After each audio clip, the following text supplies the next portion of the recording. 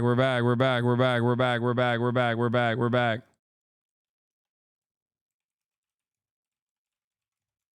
Okay.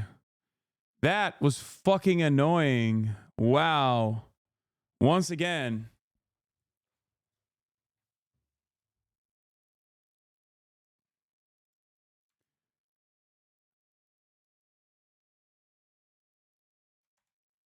That is annoying. Why does it take so long to actively restart my internet? It has to do a new session. Spectrum strikes again.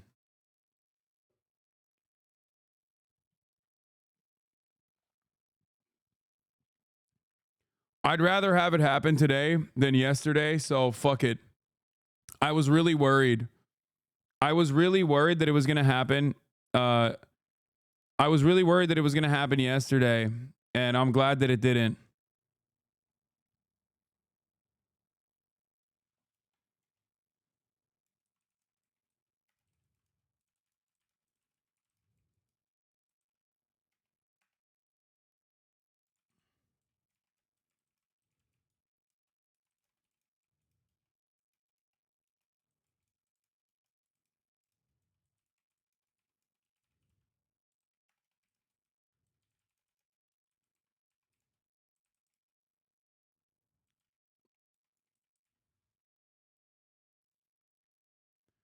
Back to the Bernie bros.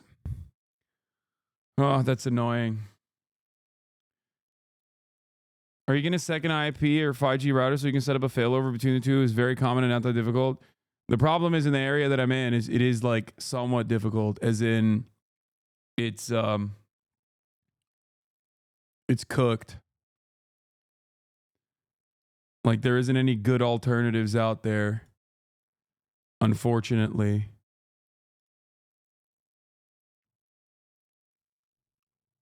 What happened? My internet went in and out.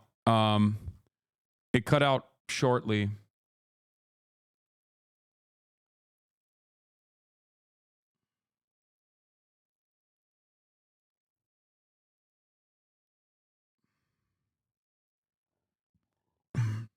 Did your internet grab a double-double? We've reached a point of lib conspiracies. Let's see what this is. Let me also point out something more strange, which has been happening at the same time and hasn't had as much attention. The day before Trump made those remarks on Friday, he said, you're never going to have to vote again after you vote for me this one time. The day before that, on Thursday last week, he didn't say that people wouldn't have to vote anymore once he was elected this November. No, the day before that, on Thursday, he told his supporters, not that they're not going to have to vote again, but that they don't have to vote this time. What is happening? Like, what is the reason for this? I can't tell if this is an unfair reading of Rachel Maddow because it's like clearly from a right-wing weirdo. Never mind, it's from Call to Activism. Don't need to vote for him this November. This is from months ago. We don't need. Yeah, guys, this is from a month ago. I feel like if you ask Rachel Maddow now, she's not going to say the fucking election was stolen. Like, that's crazy. Please do not entertain this shit. What the fuck is going on, man?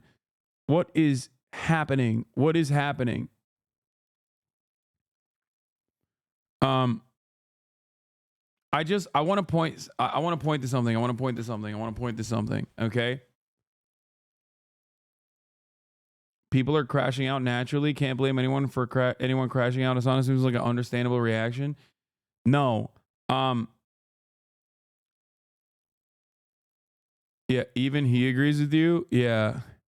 Dem operatives should be, well, he agrees with me, but he's not saying I'm that guy. Dem operatives should be scouting young guys with left politics on Twitch the way baseball scouts the Dominican League for kids who can throw 100 miles per hour.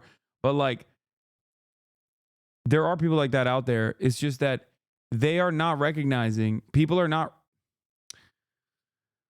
the Democratic Party and its media ecosystem does not want that. Okay?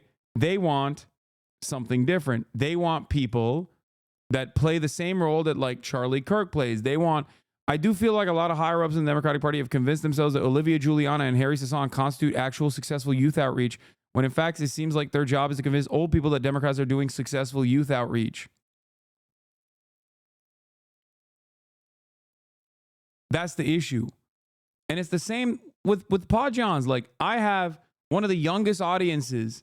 I have one of the youngest audiences in all of politics. And I know this from YouTube. Like, YouTube data shows that I have consistently the youngest audience in politics. Okay? I don't think you say your audience is 40, but I'm talking about fucking YouTube. And also, not only is it YouTube data, but it's YouTube data in comparison to every other content creator in the space. Okay?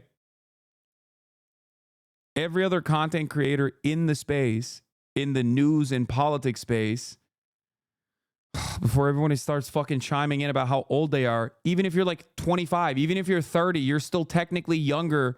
You're still in the 18 to 35 demographic, you dumb fucks, you stupid fucking boomers. The very fact that you think you're old as like a 30-year-old is because you're in a much younger space. That's my fucking point.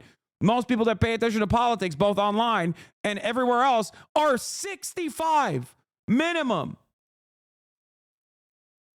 Shut the fuck up. What's wrong with you? Look at the average age group for Fox News's television audience is like 78 is the most common age.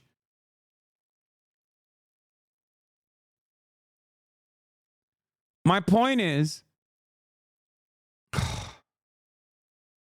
there's a lot of this stuff out there that people are looking for younger people that represent their values and then falsely assuming that they have a young audience. Okay? That's the issue. The issue is, yeah, Charlie Kirk plays that role for the right to an extent, but he represents an actual media ecosystem on the right that doesn't really exist on the center/left. The point I'm trying to make is, Democrats have issues with the message that comes from someone like myself. They are directly at ideological odds with what I represent, with what this community represents. Okay? Whereas the Republicans lucked in, okay? The Republicans lucked into a media environment beyond the freaks. Like, the Ben Shapiro audience is not young. The Charlie Kirk audience is not young. But the Aiden Ross audience is young. The Theo Vaughn audience is young. The Joe Rogan audience is broad. There's older people in there, but there's younger people in there as well. And what a lot of people don't understand in the Democratic Party is that, and in the media space, is that these guys who are like adjacent to right-wing content creators who often churn out like silly stuff and can't be packaged specifically as like right-wing or left-wing, a lot of those guys that do have young audiences are constantly aligning and constantly doing podcasts, constantly collaborating with other people who also are inherently right-wing. Like, you got Nelk Boys having Ben Shapiro on, right? There is no equivalent like broader media ecosystem on the left. And on top of that, there is no direct line of communication between someone like myself and like a CNN or an MSNBC, with the obvious exceptions of like, you know, Chris Hayes at MSNBC is a HasanAbi head, or you got, you know, Donnie and some other content creators or some other journalists that are fans of mine or friends of mine. Like, those are direct relationships that I've cultivated. And even then, the broader media ecosystem on the left or center left, liberal left, whatever you want to call it, is not unified. And they're not even unified with the fucking Podjons.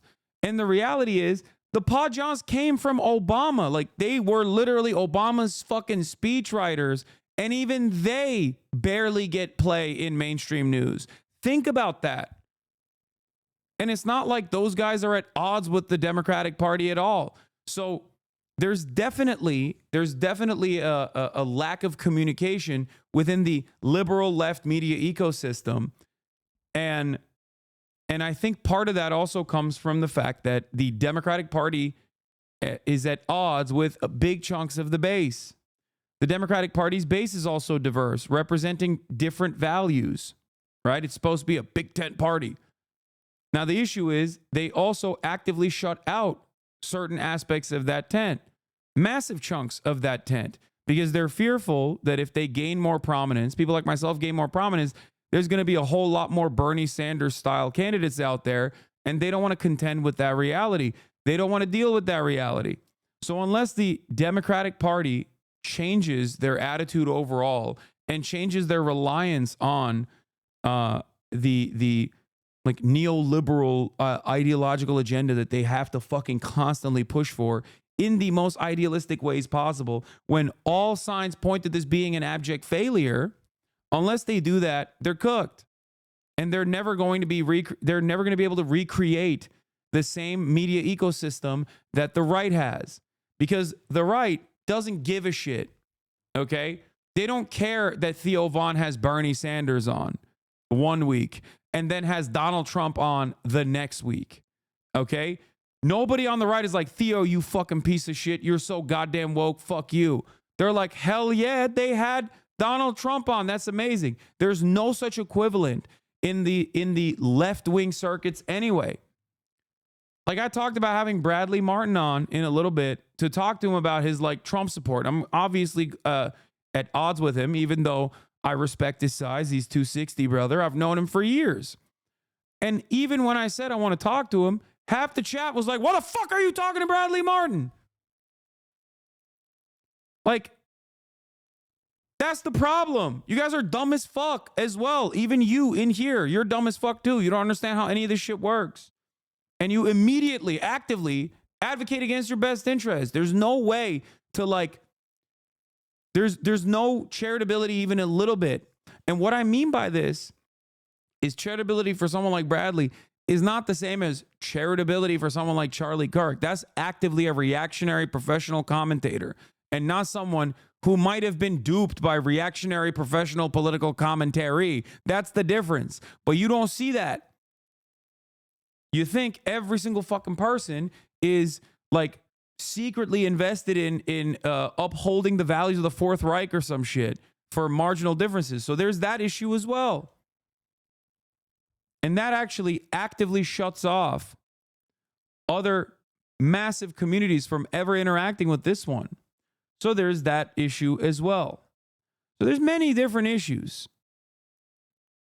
But all of these issues combined is the reason why there's no such left-wing media equivalent. Okay? Hasan, you better start grifting right before Uncle Dom finds out about you. Don't worry, brother. Hell yeah. That's why I'm going to have Bradley on and be like, I love Donald Trump.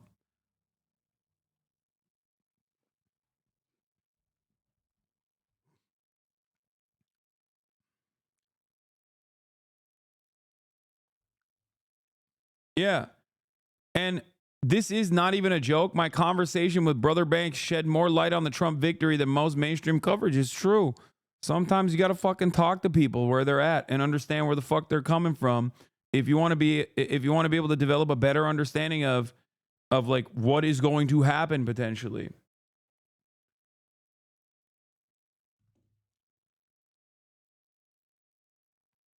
All right. Now, obviously, I just went through this. Conversation. It doesn't fucking matter. Every single person just went, oop, in through one ear, out through the other. The moment fucking I talk to another person that has controversial takes or opinions that you don't agree with, you're going to fucking treat it like it's Nazi Germany alive and well in the HasanAbi broadcast. Many think pieces will be written in the chat. Essays will be conducted. Eventually, you'll find out that maybe I wasn't wrong. Anyway.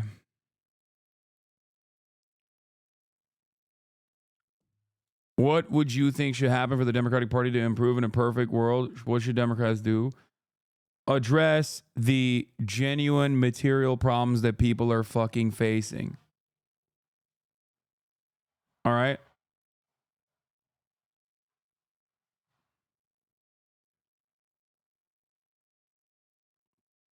That's it. Never forget, so many people were like, dude, why the fuck would you debate Andrew Tate? You're platforming Andrew Tate. You're platforming Andrew Tate. No, motherfucker, I was the only person who wasn't platforming him. Huh? Yeah, I'm back. Yeah. I was dunking on him, which, you know, unfolded in really meaningful ways that actually destroyed his entire life, I think. It was the first domino that fell. But, yeah, Andrew Tate already had a massive platform by the time that I got to it, you know? Whereas, like, I would never do the same for, like, some fucking rabid neo-Nazi that has, you know, 300 concurrents, because that would be platforming them. Okay?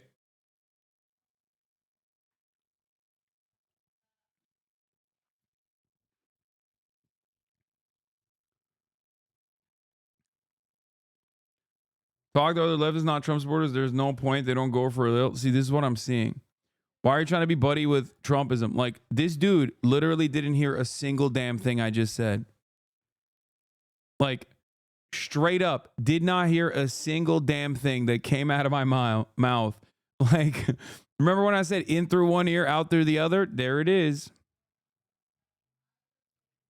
Brother, there's no point in fraternizing with bigots is a funny fucking take to have when you got Donald Trump winning the motherfucking popular vote. Okay? You're living in it, big dog.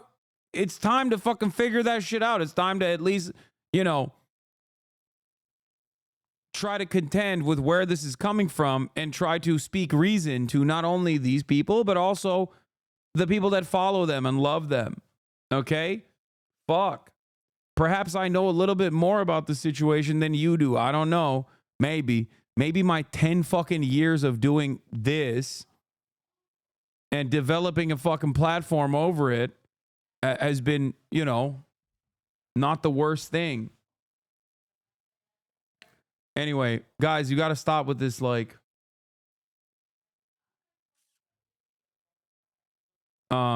there's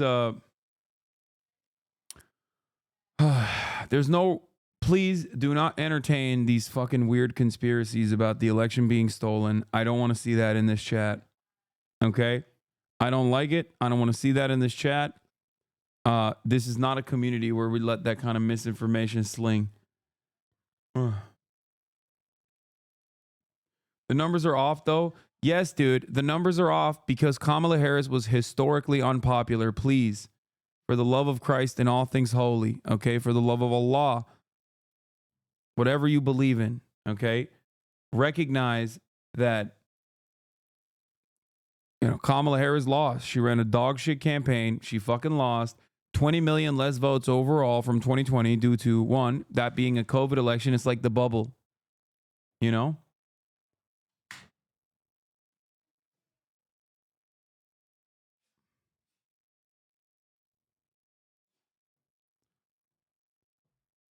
Anyway.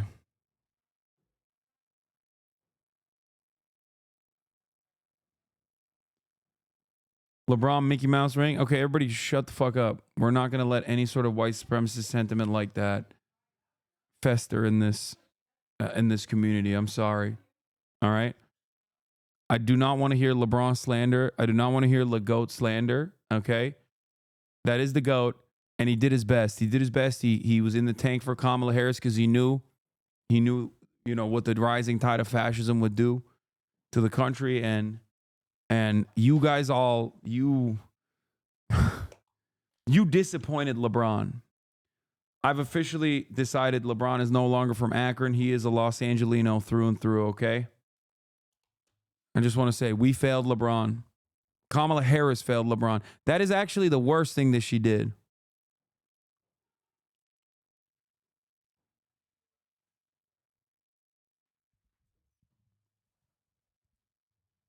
It wasn't necessarily that she lost to a right-wing fascist charlatan who had lost his sauce way worse than 2016. And she lost in a worse way than Hillary Clinton even did. That was bad. But some things are unfathomable. Disappointing LeBron James. Okay?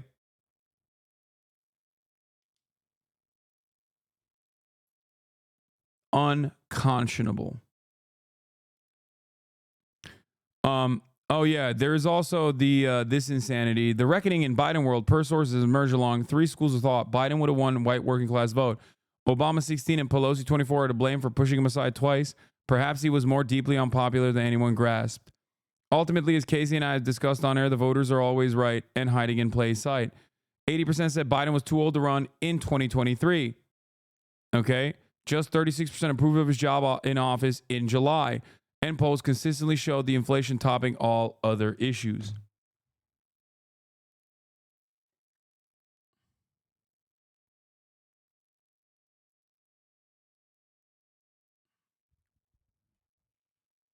Can you say hi, Sophie, so my wife thinks we're friends? Thank you. So me and your wife?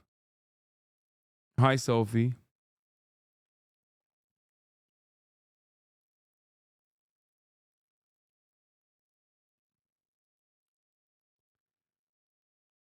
How do you do this for a living? You've been streaming for so long with such short breaks. Like, is there no part of you that doesn't want to crash out and like go cry and go on vacation? No.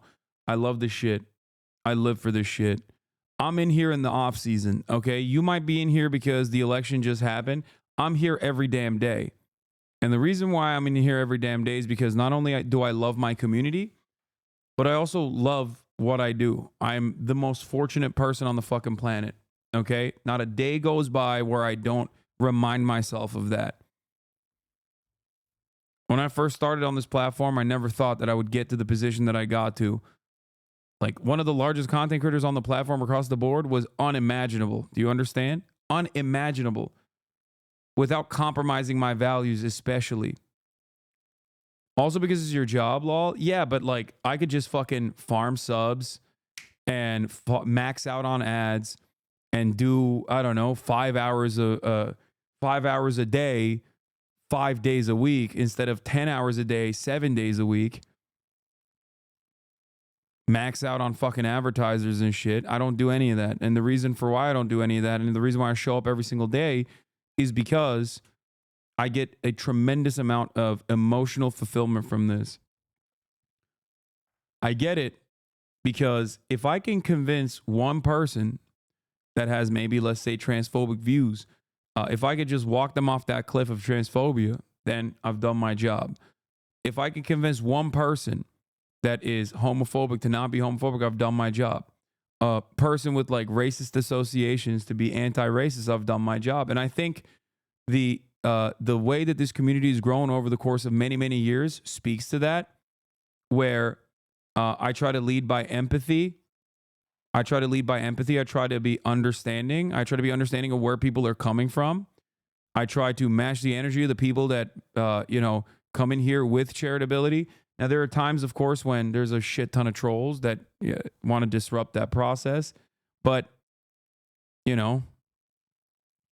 overall, my goal is to have people arrive here with a charitable attitude and make up their own minds and go on their own pursuit, go on their own journey of learning.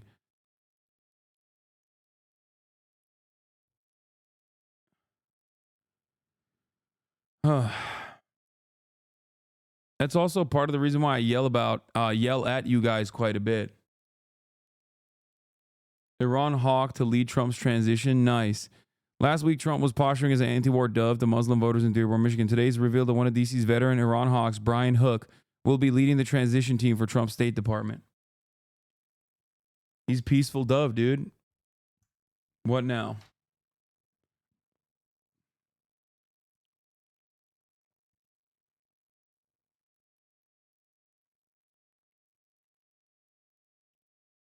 Is there a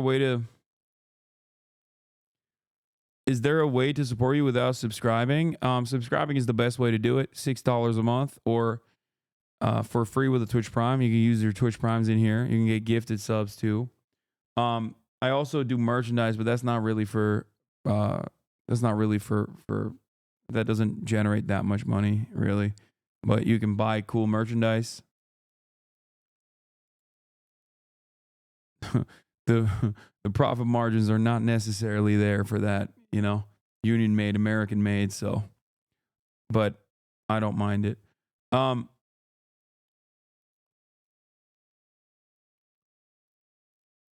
a sincere note, you've given me several great counter talking points. I've talked to normies who are racist, transphobic, anti-choice, and been able to make them reconsider their positions. You truly have a ripple effect that not many people see. Yeah, that's another great way to support me as well, is by supporting yourselves, supporting others.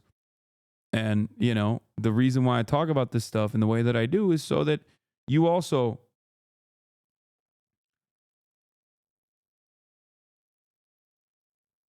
politics is not for some of you, and that's okay. It's time to really put your back into that marketing job and stop paying attention to things you don't understand. Hasan Energy with Pod Save Bros Politics. Exactly this.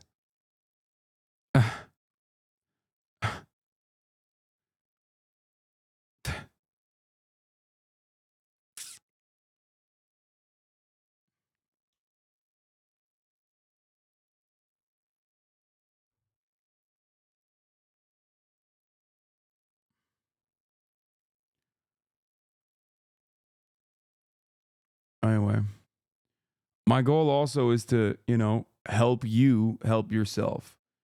Like, I'm very fortunate, and I've been able to do certain things. I want you to better yourself as well, in the same way that I'm always on that journey. And I think that's important. That's why I talked about that quite a bit in the beginning of the broadcast, where I was talking about like going out and working out this morning, right? In order to feel a semblance of normalcy, but more importantly, to be able to control yourself, to control your life, because you still have control over your life, even though things are happening at the state level that you have no control over.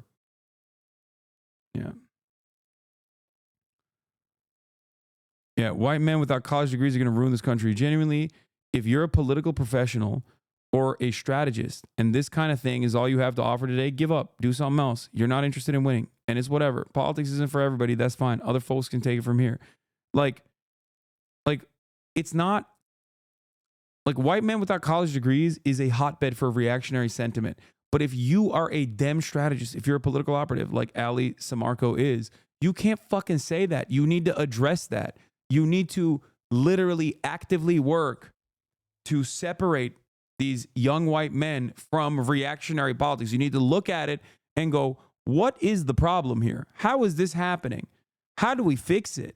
How do we bring them back to the Democratic Party's coalition? How do we make a case that we are interested in their best interest? We're there with them. We see them. We recognize that they are experiencing pain and maybe a sense of entitlement, certainly as well. But like, how do we make a convincing argument? How do we make a convincing argument that causes people to change their position? Like, this is, it's kind of silly. Anyway.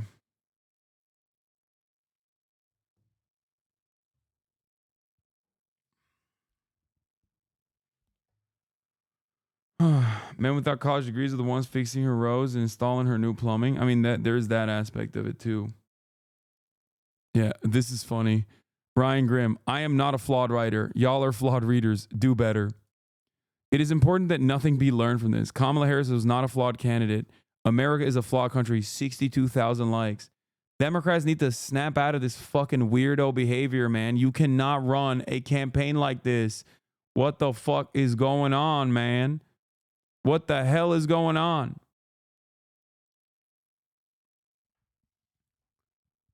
Like, they just immediately went back to the Hillary Clinton route after 2016 and just went, is it us that's wrong? Nah, it's the voters. The fuck do you mean it's the voters? You're supposed to win their vote, dumbass. Your job is to win their vote. Why else are you tacking to the right? Because you thought that was going to win their votes. It didn't. Tack to the left now, okay? The fuck? Except for many people who are, for example, like Ali Samarco, they're former Republicans.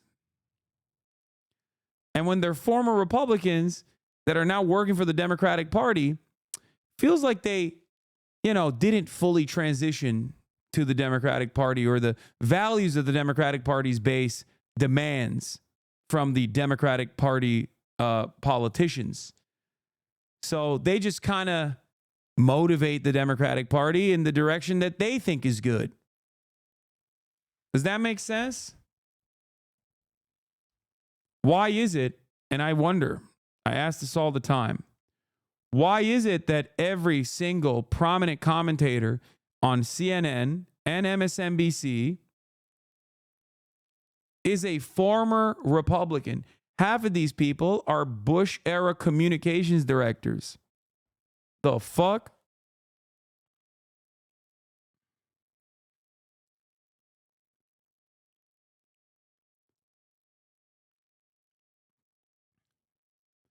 Nobody is saying that America is not a sexist or racist nation. It would be delusional to say such a thing. I don't agree with the sentiment that America is not a racist or sexist nation. Of course it is. So what's the solution? We just don't have any black women in power? What the fuck? I don't give a fuck what someone's background is. I care about their policies. I said this years ago, and I've repeated it time and time again. Diversity politics for the sake of diversity in and of itself, or representational politics for the sake of representation without addressing any of the other underlying circumstances, is silly. It's nothing, okay?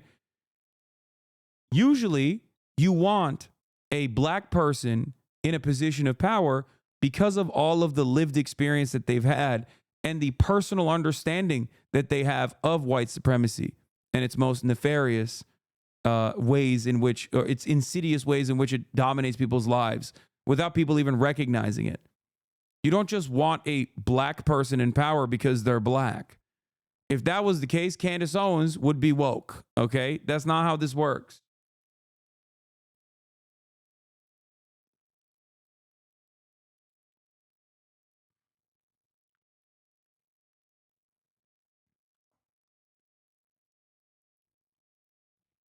Candace Owens. Oh.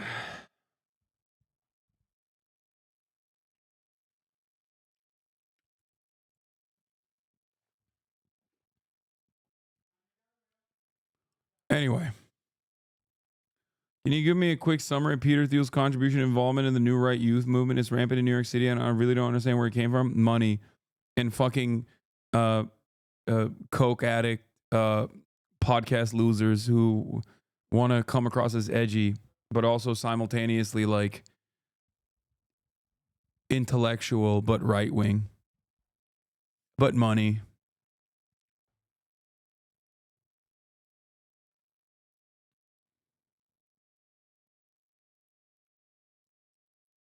People aren't really having conversations, but just regurgitating what their ideological daddies tell them and put no critical thought into what they say. Everybody turned into mini debate lords post-Trump, and the right's grip on the podcast world better equips the right to defend shameful perspectives when talking to normies. Yeah. Well, that's also because I said this in 2019. Trump has a chance of defeating Joe Biden. But worse than that, even if Joe Biden wins, I think we go back to business as usual politics here in America. And next time around, it's not going to be Donald Trump. It's actually going to be an ideological. I'm once again asking why you don't support BDS. The fuck?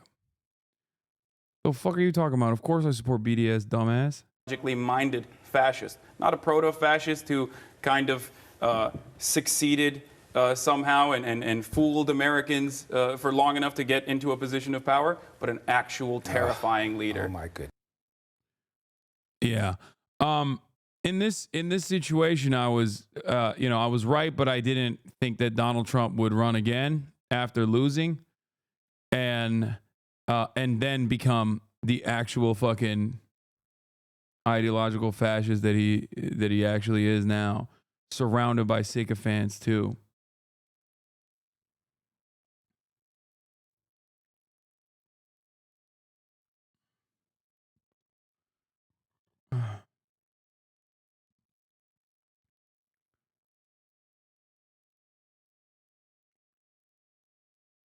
Do you think Trump would successfully negotiate a ceasefire deal? I don't know. I don't think so. I think he wants to sick Israel on Iran and let Israel do whatever the fuck it wants. But who knows? Maybe in order to get that, Benjamin Netanyahu in the interim will give him a nice little fucking layup to make him go along with the I'm the peaceful dove candidate and stop the pain in Gaza for a brief moment, only to fucking accelerate in the West Bank a couple years down the line, or only to deliver that smoke directly to Iran. So we'll see. It only gets worse from here on out, you know? I can foresee that, though. I can foresee Donald Trump getting that Ronald Reagan style concession. You know, hold off on a ceasefire, wait it out, knowing full well that you'll get a much more favorable deal from your buddy, Donald Trump, and then offered that as a gift to him. Oh, see, we stopped the fucking war in Gaza. Look at that. Boom. 2 years later, they got enough time. They got enough gear. They got enough military support from America. Now they're annexing the West Bank in its entirety. Now they're taking the war directly to Iran with America in tow. You know, I could totally see that.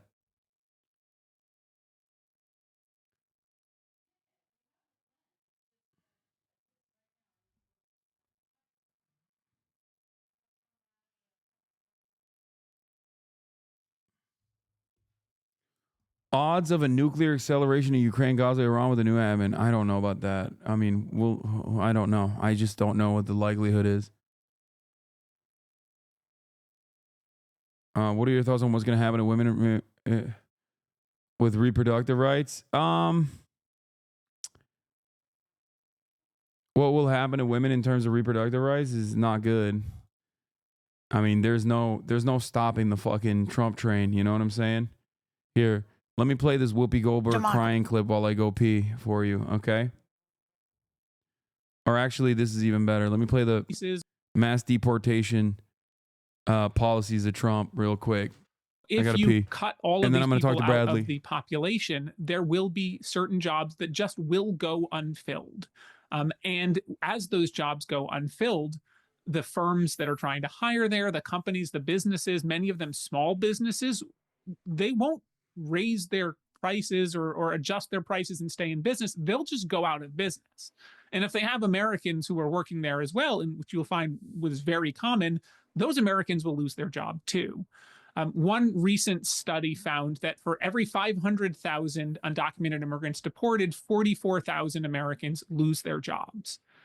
But beyond that, you're also looking at the fact that undocumented immigrants work in a lot of the fields that help America thrive.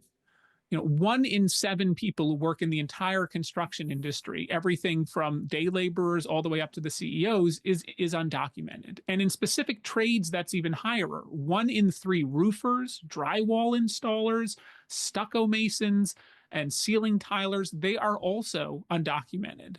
And you think it's hard enough to get a contractor now or to pay for repairs. Imagine if a third of the people doing those jobs suddenly weren't here.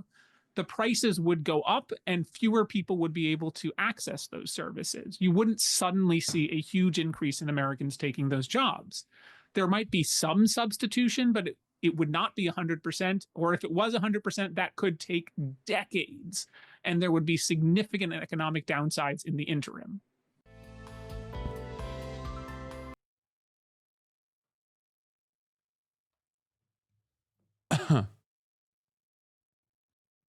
Why does this guy look like the insurance company boss from The Incredibles? I don't know, but we got Bradley Martyn in the building, ladies and gentlemen. I'm calling him right now. Okay. And we're going to be having a conversation with him. Bradley Martyn. I was at his gym the other day. We're going to pick his brain about Donald Trump. Bradley, can you hear me? Hello? I think so. All right, turn on your camera. It's Let's just see. is reloading. You probably have it on your OBS or something. One sec. Are you live streaming right now? You might have it on at like a different application might be using your camera. So you might have to turn that other application to turn on your camera. Yeah, no, you're right. You're can you hear me? Yeah, I can hear you. Can you hear me? Yeah, I got you. I think it's this TikTok app. You can't see me. Oh, because you're using your camera for the TikTok app? Nah, I wasn't even using this shit for that. I don't even know why it's acting crazy. Are you on your phone? No, I'm on my desktop. You fucking boomer. I know, dude. It's give me a second. Normally it's not this much of a fucking problem. Hold on a sec. Okay. Well, no, that's not even using it.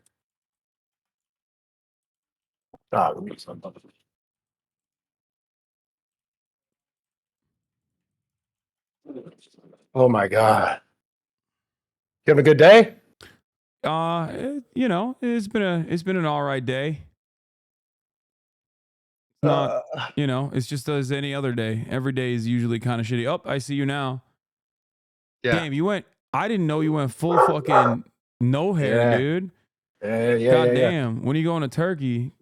Ah, shit. Should probably go soon. Yeah. I mean, I don't know. It doesn't when you buzz it like that, it doesn't make it looks like your hairline is fine. You know what I mean? Yeah, fuck it. I'll Yeah. take that. How much do you weigh right now? Honestly, I'm like 255 right now. I lost my powers. Fucking frail, dude. Oh my god. Why do you have so many Zyn containers behind you? What do you mean? I love Zyn. I fucking slam those bad boys daily. Yeah, look at us relating, bro. Wait, so you're no longer relating. You're no longer 260. You're looking kind of fucking frail right now. Dog, come on. How much you weigh, bro? I've lost so much weight since the last time you saw me. I'm fucking 225 pounds actually. Oh yeah, that's small. You'll be good though. I was at your gym mogging people, dude. I was fucking showing my abs and shit. It's almost there. You're definitely tall. I don't know about mogging people. No, I was mogging him, dude. People were like, damn, this guy's brolic. This guy's fucking yacked out of his goddamn mind. Yacked to the fucking gills. They were like, they were reconsidering their Trump support, which is, you know, which brings us to our main point of contention. You wanted to talk to me about supporting Donald Trump. I saw you tweet about how Kamala is not going on Joe Rogan, and that's all you need to know about that. That's what you said, something like that. Something ominous. Yeah, why didn't you go on it? Why do you think? I think for two reasons. One, because I don't think she's capable of like having the same telegenic energy that Donald Trump has for fucking 3 hours. Yeah. And I think that was probably a big concern. And then I guess like another concern probably was that, like, you know, Joe Rogan did endorse Donald Trump at the end of it. And she probably thought that it was going to be hostile territory in the way that, like, not in the way that it was not in the same way that like the Trump Joe Rogan conversation went.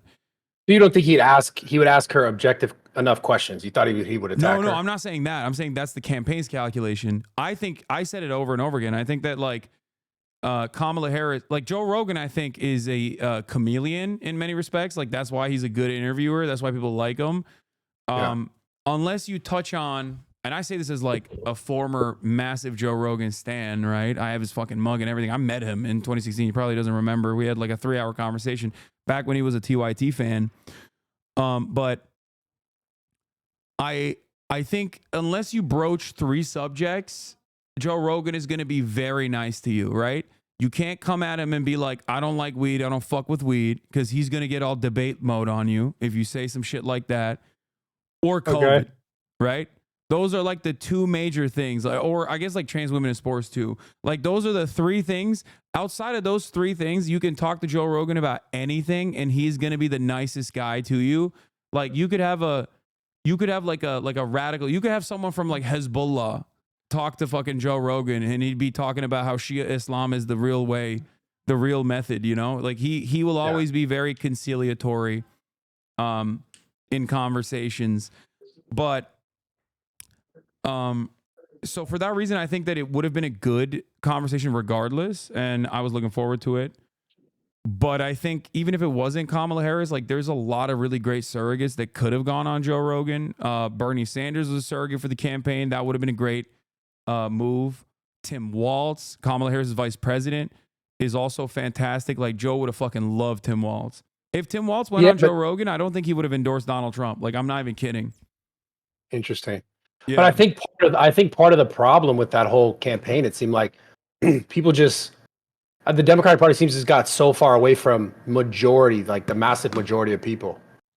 So like when you say that, I agree. You could have other people that could have went on the show, but it wouldn't have had the same effect to the people watching, thinking like, oh, this is just another iteration of why I don't buy into this person as the president, because like you even just said it, someone else better could have gone on and helped her case. But I think people are like, I don't know, like moving away from that in a sense of like, they want to hear from her. They want to know who she is, not just like what. For sure. The problem is Kamala Harris is she just like usually comes across as like kind of inauthentic, and also you can do that, but you can also have like good policies to make up for that. Because if someone is like maybe coming across as inauthentic, they could still make a solid case as to why you would vote for them. If they were like, I see you, I hear you, I recognize where you're hurting, and I'm going to help you, right? If they say that, then people will be more understanding towards them, even if they don't have the charisma. I think Donald Trump, for example, does a very good job on the charisma front and is very telegenic, but rambles on all the goddamn time, which he calls weaving. Even Joe Rogan called him out on it and made fun of him a little bit to his face. That was kind of funny. But he, despite his weaving, like he has the telegenic presence to keep up like a 3-hour conversation, even if it's like devoid of any sort of like intellectual rigor, you know, because I mean, he was just talking about crazy. She was like, oh yeah, fucking windmills are killing all the birds or some shit. Yeah, I mean, I see what you're saying, but don't you think like being able to have that sort of conversation is important for a president? Whether like it gets off to some tangent or not, right? No, I think that, I mean, it's good to showcase yourself as like a real person for sure. Yeah. I don't care. Like, I'll tell you like this. If someone was like the most low functioning socially, and this is a antiquated term now, but if someone was like autistic, right? And they were low socially functioning, I think, or high needs, or I think that's the new term for it. Anyway, whatever. If they were like that, but they had some banger fucking policies, they were just like constantly advocating for healthcare for all, I'd be like, I don't give a shit that this person is not the best communicator. I don't care that they don't come across as personable, because like I agree with their policies, because at the end of the day, that's what I care about. I don't want to have fucking beer with a politician. So why do you politician to, you know, advance my interests? Why do you think people got so disconnected then with the Democratic Party in this whole cycle? They don't address the needs of the population ever. I think that there is an idea within the Democratic Party where they personally think that, you know, we just have to keep defending these institutions on the principle that they must exist at a time when a lot of people are suffering. A lot of, wage growth has not outpaced inflation, right? So now the amount of money you have in your pocket buys less shit. So if you're experiencing that, you don't give a fuck about the institutions. You know what I mean? Oh, wow, I can't believe we have to defend civility. Like, who gives a fuck? I'm burning. My wallet's burning. I don't give a shit. So I think that was a major problem with the Democratic Party, like not directly addressing the issues that people were experiencing. They could have communicated it better, because like at the end of the day, there was a global pandemic, right?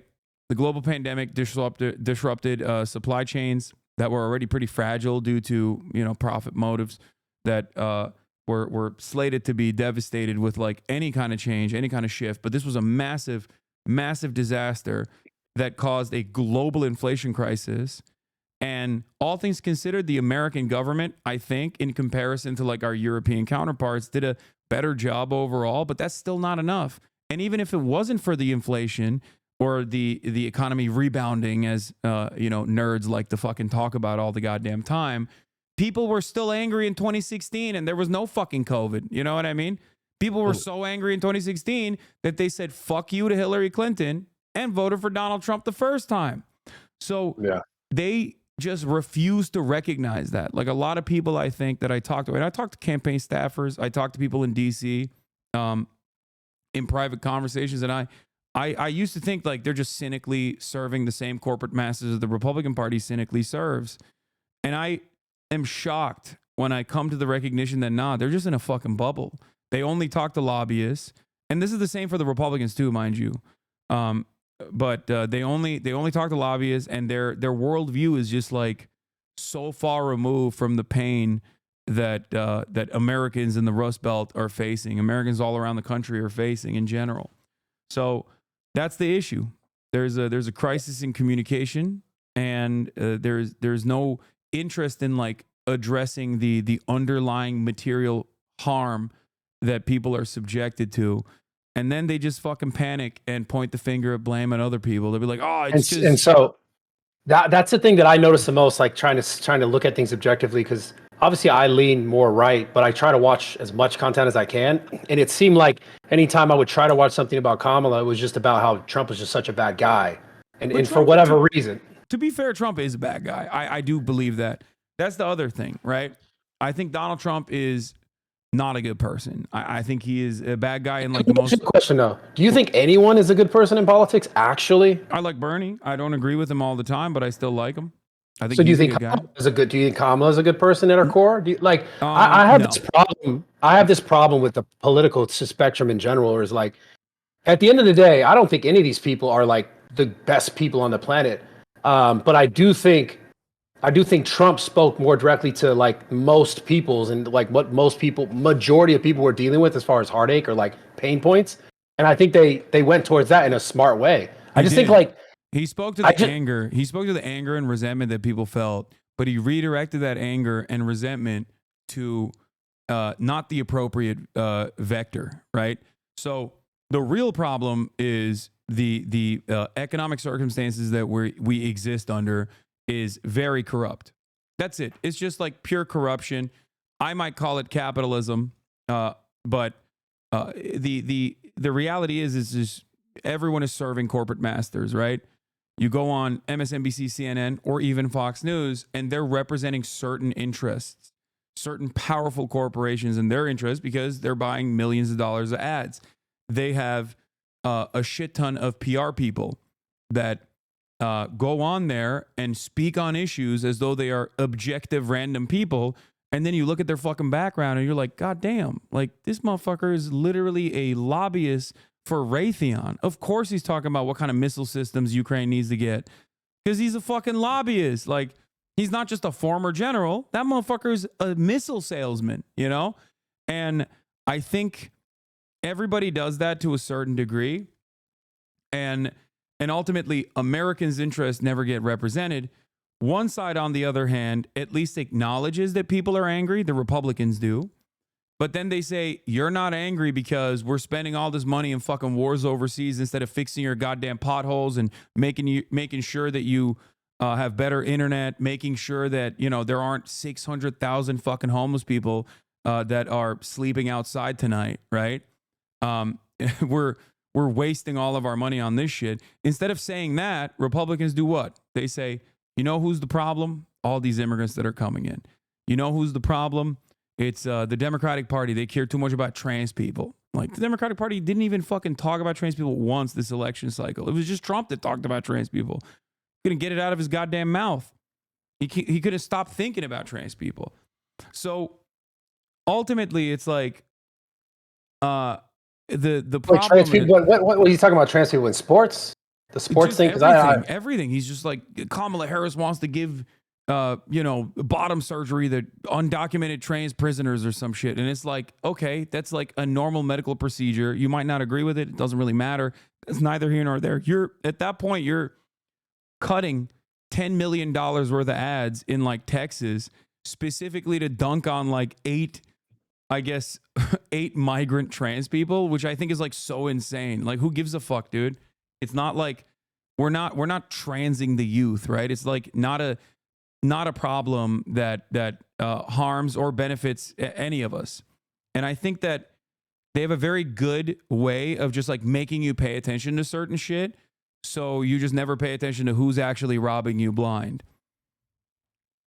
Well, there is definitely something to say as far as, because I asked this question. I did the pod with Matt Walsh recently on Full Send, and I asked him somewhere towards the end of the pod, does this ever really change, no matter what hand it is, left or right hand, and no matter what is the candidate, who is the candidate, doesn't matter. Does the United States ever really ultimately change? Because it seems like we're talking about an overarching thing that is just innate in humans, which is like a sense of greed and wanting more for themselves versus another person. Because like, are we ever going to make humans not want more than the next person so much more that they're willing to do whatever it takes, whether it's start a war or be involved in a war or to fund a war? Do you ever think we actually avoid being in that case, or is that just too ingrained in what the United States has become as far as I its don't power? think it's in our DNA just as much as like it's assuming that selfishness and greed is inherent to human nature is especially under the current order of business, is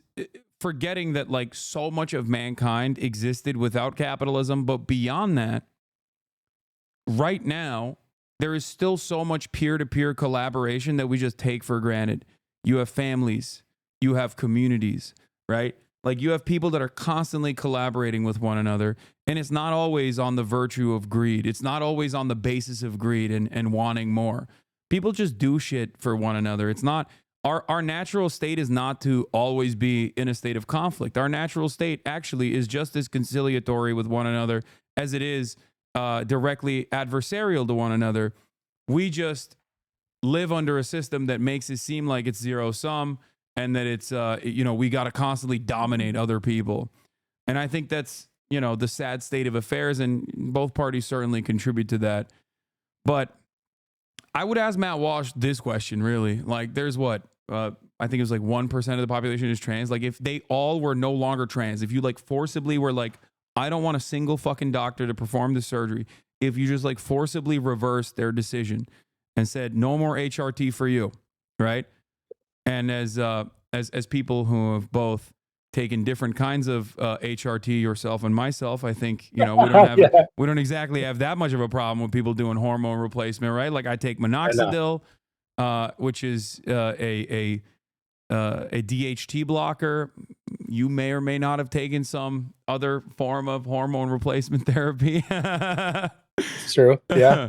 But ultimately, like if we were to stop that, right, dead in its fucking tracks, we're like, no more. These medical professionals are woke.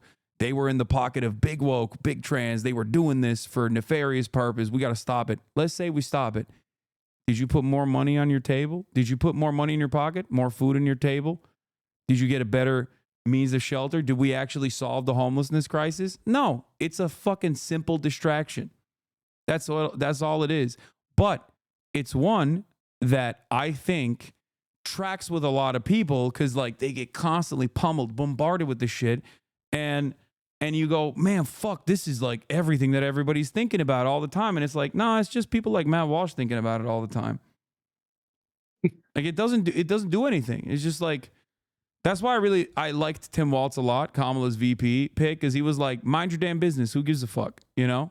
Calm down. We gotta feed hungry children. We got mouths to feed. And he did that in Minnesota, and he was really good in Minnesota for that reason. So I was actually a little bit encouraged by that pick originally from the campaign, but they silenced my man. They backpocketed him. They were like, nope, none of that woke shit. They were like, don't talk about feeding the poor. It's not good. What do you think makes all this shit better? Because I'll also actually scratch that question. I'm curious about since obviously the announcement, everyone's saying they're losing their rights. What's going on with this? Who's losing their rights? What rights are being taken away? The rights stuff is, it's pretty valid. So Donald Trump, when he was in office, he appointed 3 Supreme Court justices. They all went in front of Congress, right? Because they do like these judicial hearings in the Senate Judicial Committee. And they do these hearings where they're like, what are you going to do? What is your background? Do you have any blackmail on you? That sort of thing, right? And in that process, all 3 of them actually lied to not only the American public, but to everyone in Congress, where all 3 of them said that Roe v. Wade was the super precedent, law of the land, we're not changing it. Now, the reason why they said that was because Roe v. Wade was incredibly popular, 75% support historically. most people, even pro-life people, were like, I'm pro-life. I wouldn't get an abortion personally, but I don't think the government should interfere in that, right? Because there's a litany of complications when you start putting legal hurdles that are unnecessary in front of this like fairly routine medical procedure. And they all lied and said they would never overturn it. And then they did. Lo and behold, they did that under the Biden administration. And a lot of people, specifically women and people who care about women's bodily autonomy, were very frustrated by that, because now you have things like the horrible situation that occurred in Texas, like literally a week before the election, where an 18-year-old wanted to get an abortion because she had an ectopic pregnancy, right? What is that? And an ectopic pregnancy is basically when the baby's dead, like the fetus is dead, it's non-viable, and it's like dying inside of you. So it's like poisoning your blood, and you die if you don't get a medical abortion in that situation. You just die, right? So this person had to go to two emergency rooms, and it was far too late by the time she got to the third, where someone was like, all right, we'll do it. Like, we'll do the ectopic, we'll do the abortion for you. And she died. And this happens now all across the country. These needless deaths are happening all across the country because doctors are terrified of criminal prosecution. Like, you know, these states are openly saying that if a doctor gives an abortion to a person, then they might be criminally charged with facilitating a murder. And that's a really devastating predicament, right? That's a real violation of people's civil liberties and a real violation of their bodily autonomy. So understandably, people were very frustrated by that. But I've heard in Donald Trump specifically speaking to abortion rights being like for the life of the mother and some other special circumstances where it's like he believes it's okay. So Donald Trump says that now, and that's because everyone got mad at him. So he was like, oh, I did abortion. And then he was like, oh, just kidding. I just want the states to decide, right? Which is a cowardly way to do it, and kind of an old trick, actually. I mean, that's what the Confederates said when they were like, we just want states' rights. And then you'd be like, states' rights for what? And they'd be like, to own slaves, right? So like the states' rights argument in this situation, when it's like profoundly popular across the entire country, including every single red state, where abortion protections are over 50% approval, over 50% popular, including but not limited to the state of Florida, for example, where the abortion measure didn't pass, the constitutional amendment in the state of Florida, this past election didn't pass. But it didn't pass not because it wasn't unpopular. It didn't pass because the state of Florida made it into law that you have to get above 60% to actually fucking have something enshrined to change, to make a constitutional amendment. The abortion provision got 57%. Now tell me if that's democratic. I don't think that's democratic at all. But isn't he still saying the states would then decide if they could have free reign on abortion? Right. Yeah. So wouldn't the states where most people are aligning and agreeing with that be where that's happening? For example, California, et cetera. Yeah, but it doesn't matter, because like there's still a shit ton of red states where every single red state that had abortion ballot measures, including Ohio, actually said, no, we don't want to fucking, the fuck are you talking about? We don't want to actually limit abortions like that at all. So then wouldn't they just vote and then that would just be the case? They did do that, and many states did, but it still doesn't matter, because some states, like Kentucky, for example, turned around and still said, nah, I don't care about the fucking constitutional amendment. I don't care about the ballot measure. I'm still prosecuting it. I'm still doing criminal charges. So I guess the question I have for you is like, why fix it if it ain't broken, right? So if every single state in the United States of America was already ready to, as you know, studies have shown over and over again, because this is a broadly popular initiative, if every single state was already interested in protecting abortion, why the fuck did Donald Trump's Supreme Court do that? I can tell you why they did it, but, you know, why do you think they did it? If every state was already, well, then wouldn't that just be the answer moving forward, that's what would happen, is what I'm saying. Because what I understand is... Yeah, but states are still adding unnecessary hurdles in front of the democratic process. In Ohio, for example, they actively tried to get it off the ballot. Like they literally were trying to changed the law in the state of Ohio so that you couldn't get this ballot initiative because they wanted to stop the democratic process from being implemented. So that's the problem. To keep abortion? No. To keep the ballot, to keep the provision off the ballot. To vote. Yeah, so that people couldn't vote on it to defend abortion. Yes. I see. Yeah, so they do a lot of stuff like that. It's like a lot of little tricks here and there. For example, one of the things that they used to do under Roe v. Wade and red states was called trap laws. So they would add unnecessary red tape. Like they would be like, oh, if you want to fucking have a medical clinic that can provide an abortion, you have to have hallways that are like, you know, this length. Like really silly shit like that. When unless you like dive deeper into it, you don't really immediately comprehend it. But the sole purpose of that is to like limit the amount of abortion facilities that exist in the state because they just don't want women to get abortions. I mean, it's pretty crazy, right? Like, what the fuck? This is a medical process. You don't have an issue with abortion, I assume, right? I mean, I'm not really so worried about it in that case. But my question is still like in regards to losing a right, what rights are being lost? I mean, if the states are able to vote and people are able to vote. Well, that's the problem. The very fact that it's like now, before the voting process occurs, I believe, I don't know the exact number, but I think it's like 30 plus states that already had like automatic trigger laws that immediately criminalized it. And in states like Arizona, they went a step further. Before Arizona was even a state, okay, they had some antiquated ass law from like 1867 or some shit, okay? And they were like, the Arizona State Supreme Court was like, we are going to implement this insane antiquated law to try and stop people from getting abortion. So it's not like they go, oh yeah, well, I guess I'll respect democracy. No matter how much Donald Trump says that, that's just lip service. Politicians lie at the end of the day. Democrats lie too. And this is just the way that the Republican Party lies. The ultimate goal is to still limit what women can and can't do, what kind of medical decisions they can take. But they will, of course, massage it. They can't just be like, I don't want you bras to get a fucking abortion. You shouldn't have fucked around. I don't like that. They can't say that openly. So they just got to be like, this is because life must be preserved. And that's why we're doing this, you know? It's just a lie.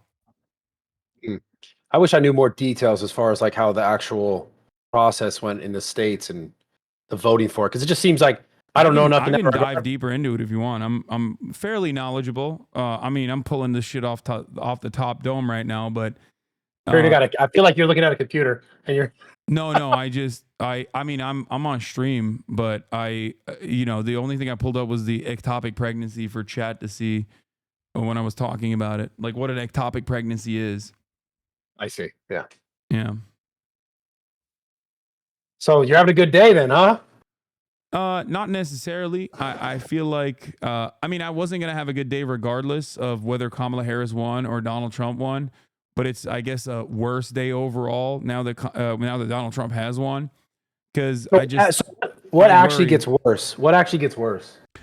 Yeah. So if Kamala Harris had won, it would be business as usual. And I think that the very same problems that exist that have gone unaddressed would continue to not be addressed, and people will get more and more angry. And the next time around, it wouldn't be Donald Trump. It'd be someone even more dangerous than Donald Trump, most likely, right? But with Donald Trump winning the election, I mean, he has campaigned on a lot of promises that are really, really damaging to the country. On the economic agenda, he consistently says he wants to implement tariffs. Now, I am a leftist, so I'm not immediately anti-tariffs. I use American manufacturing when I do my merchandise. I get it from union shops in the United States of America. Those are the people that manufacture my garments that I use for my merchandise. I don't know where you get your merchandise from, but I can give you one example of why Donald Trump's economic policies are going to be harmful to you directly. I assume you don't get it from America. I get it from multiple different, some from America, some from Pakistan, some from China. It depends. So the ones that you're getting from China, Donald Trump wants to institute a complete tariff on all goods coming from China. So the way tariffs work, and I don't know if you've ever, I don't know if you ever broached in this territory at all, but like the way tariffs work is that it doesn't actually harm the Chinese manufacturers because they're not paying for it. It's basically a entry tax that you, when you're purchasing those goods from China, are going to be paying for it. Now all of a sudden, that harms your bottom line. That harms your profit margins. Is it that simple though? Yeah.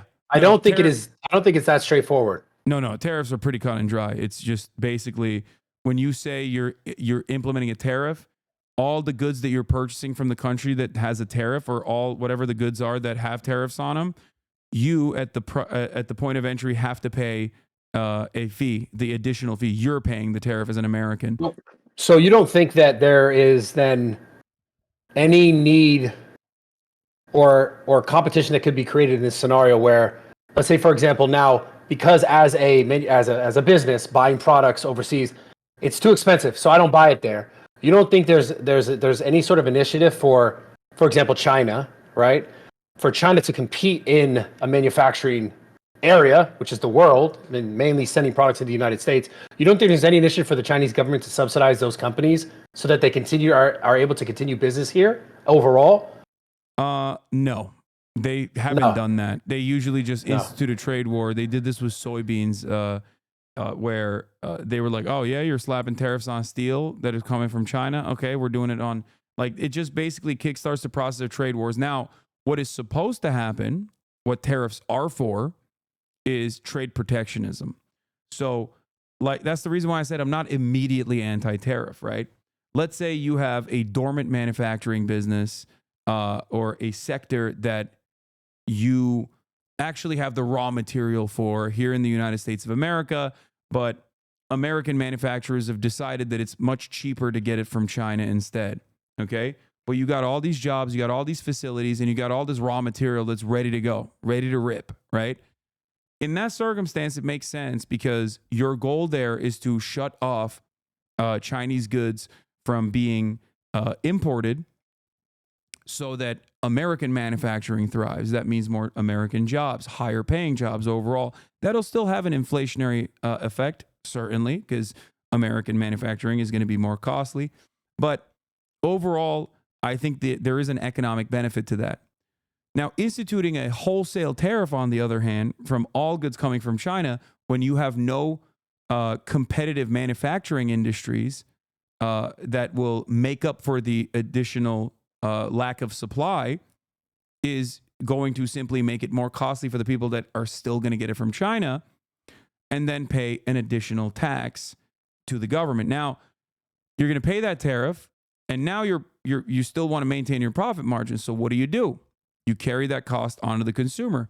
If the price of the t-shirt when you're purchasing in bulk is like $10, but now you actually have to slap on an additional $5 back, like a kickback to the government, now your bottom line is going to be $15 a pop.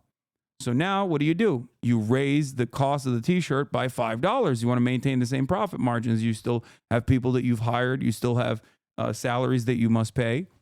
So all of a sudden, now for the consumer, that t-shirt is going to be, if it was $15 to begin with, that t-shirt is now going to be $20. That's a $5 increase. That's inflation. It's inflation just because they increase the price, but that's not inflation on people's money, their buying power. I guess it's because it costs more. Inflation is in the cost of this consumer good has gone up. It is inflated. What do you think a better way to do it is? And also too, I don't know enough about this tariff stuff to really speak on it, but I was under the impression that if a country is losing its ability to sell from a specific sort of industry, that it might try to be more competitive with that industry. And I figured like maybe there'd be some sort of fallback or blowback to the country to maintain it within the space, like to be able to continue to compete in that space. Yeah, that's the point. Tariffs are trade protectionist policies, and that's why I said I'm not entirely against tariffs. Yeah. So you just think it's gonna? You think that's not gonna happen at all? They're just gonna cost more for us. What's not going to happen? Do I think that there will be a manufacturing boon for American goods providers?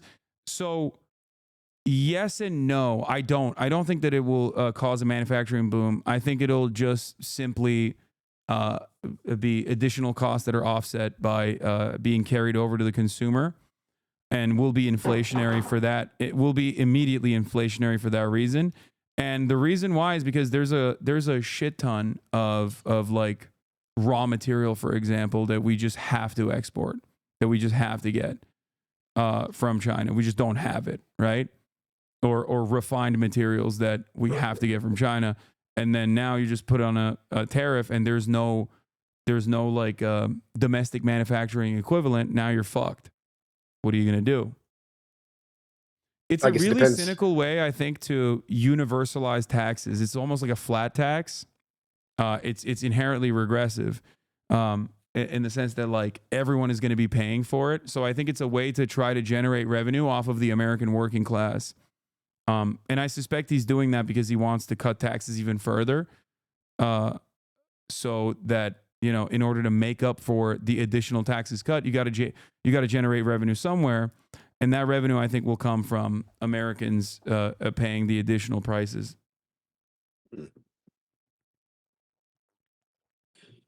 Man, it is a very tricky way to basically cut taxes for the rich and make the poor pay for it. It's a very how is it cutting taxes for the rich if rich have to pay? You got to pay more. Because the rich aren't paying because the rich don't pay for the tariffs. The rich pay for the tariffs, and then they carry that cost over to the consumer. They're going to keep their profit margins the same. That's why I described the $10 t-shirt now as $15. But for the consumer, if the t-shirt was originally $15, now it's $20. So their profit margin remained the same, but people are paying more for it. Where do you think this actual money problem gets fixed? Not in regards to tariffs or the stuff we're speaking to now, but just with the government in general, and how like the inflation is really more so based on the printing of money and just the misuse of our fucking money. And do you think that ever actually changes? Like, because that's got to be like, if we're talking about the thing that's causing the most inflation is like the printing of fucking money. Obviously, what we're talking about now is like going to cause inflation on the consumer side. But well, like overall, there's two different ways to combat inflation. You have monetary policy and you have fiscal policy. The problem is fiscal policy happens at the legislative level, and a big part of the deflationary mechanism on fiscal policy, monetary policy is just printing money, like you said, right? Fiscal policy, on the other hand, can be inflationary fiscal policy or deflationary fiscal policy. Deflationary fiscal policy would be more taxes. And everybody in America is immediately resistant to that. They fucking hate that. So, and besides that, Congress is always gridlocked. Republicans operate on an obstructionist policy, and they don't even get punished for stopping certain bills from passing. So, and then even lie about bills that they actually never voted for when, like the IRA or whatever, they openly were antagonistic to the IRA, the Inflation Reduction Act, and then that actually secured some funding for their constituencies. So they went back to their constituencies with like, I brought this money to you. They fucking lied. They actually fought against it, and they fought to ensure that more money didn't even go back to their constituents, but then they still took credit for it. So that's just one way that they lie. And another way that they operate is just simply by obstructing and refusing to vote into law anything that could potentially help the American workforce. All right, that didn't answer the question though. I'm saying, what do you think is the thing that is actually going to fix this?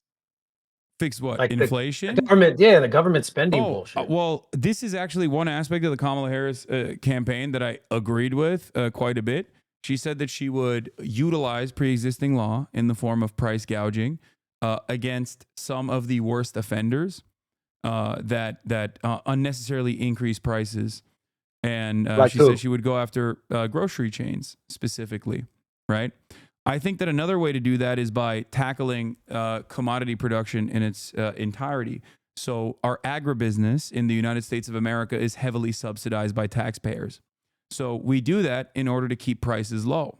But we never actually demand anything in return from our agricultural providers.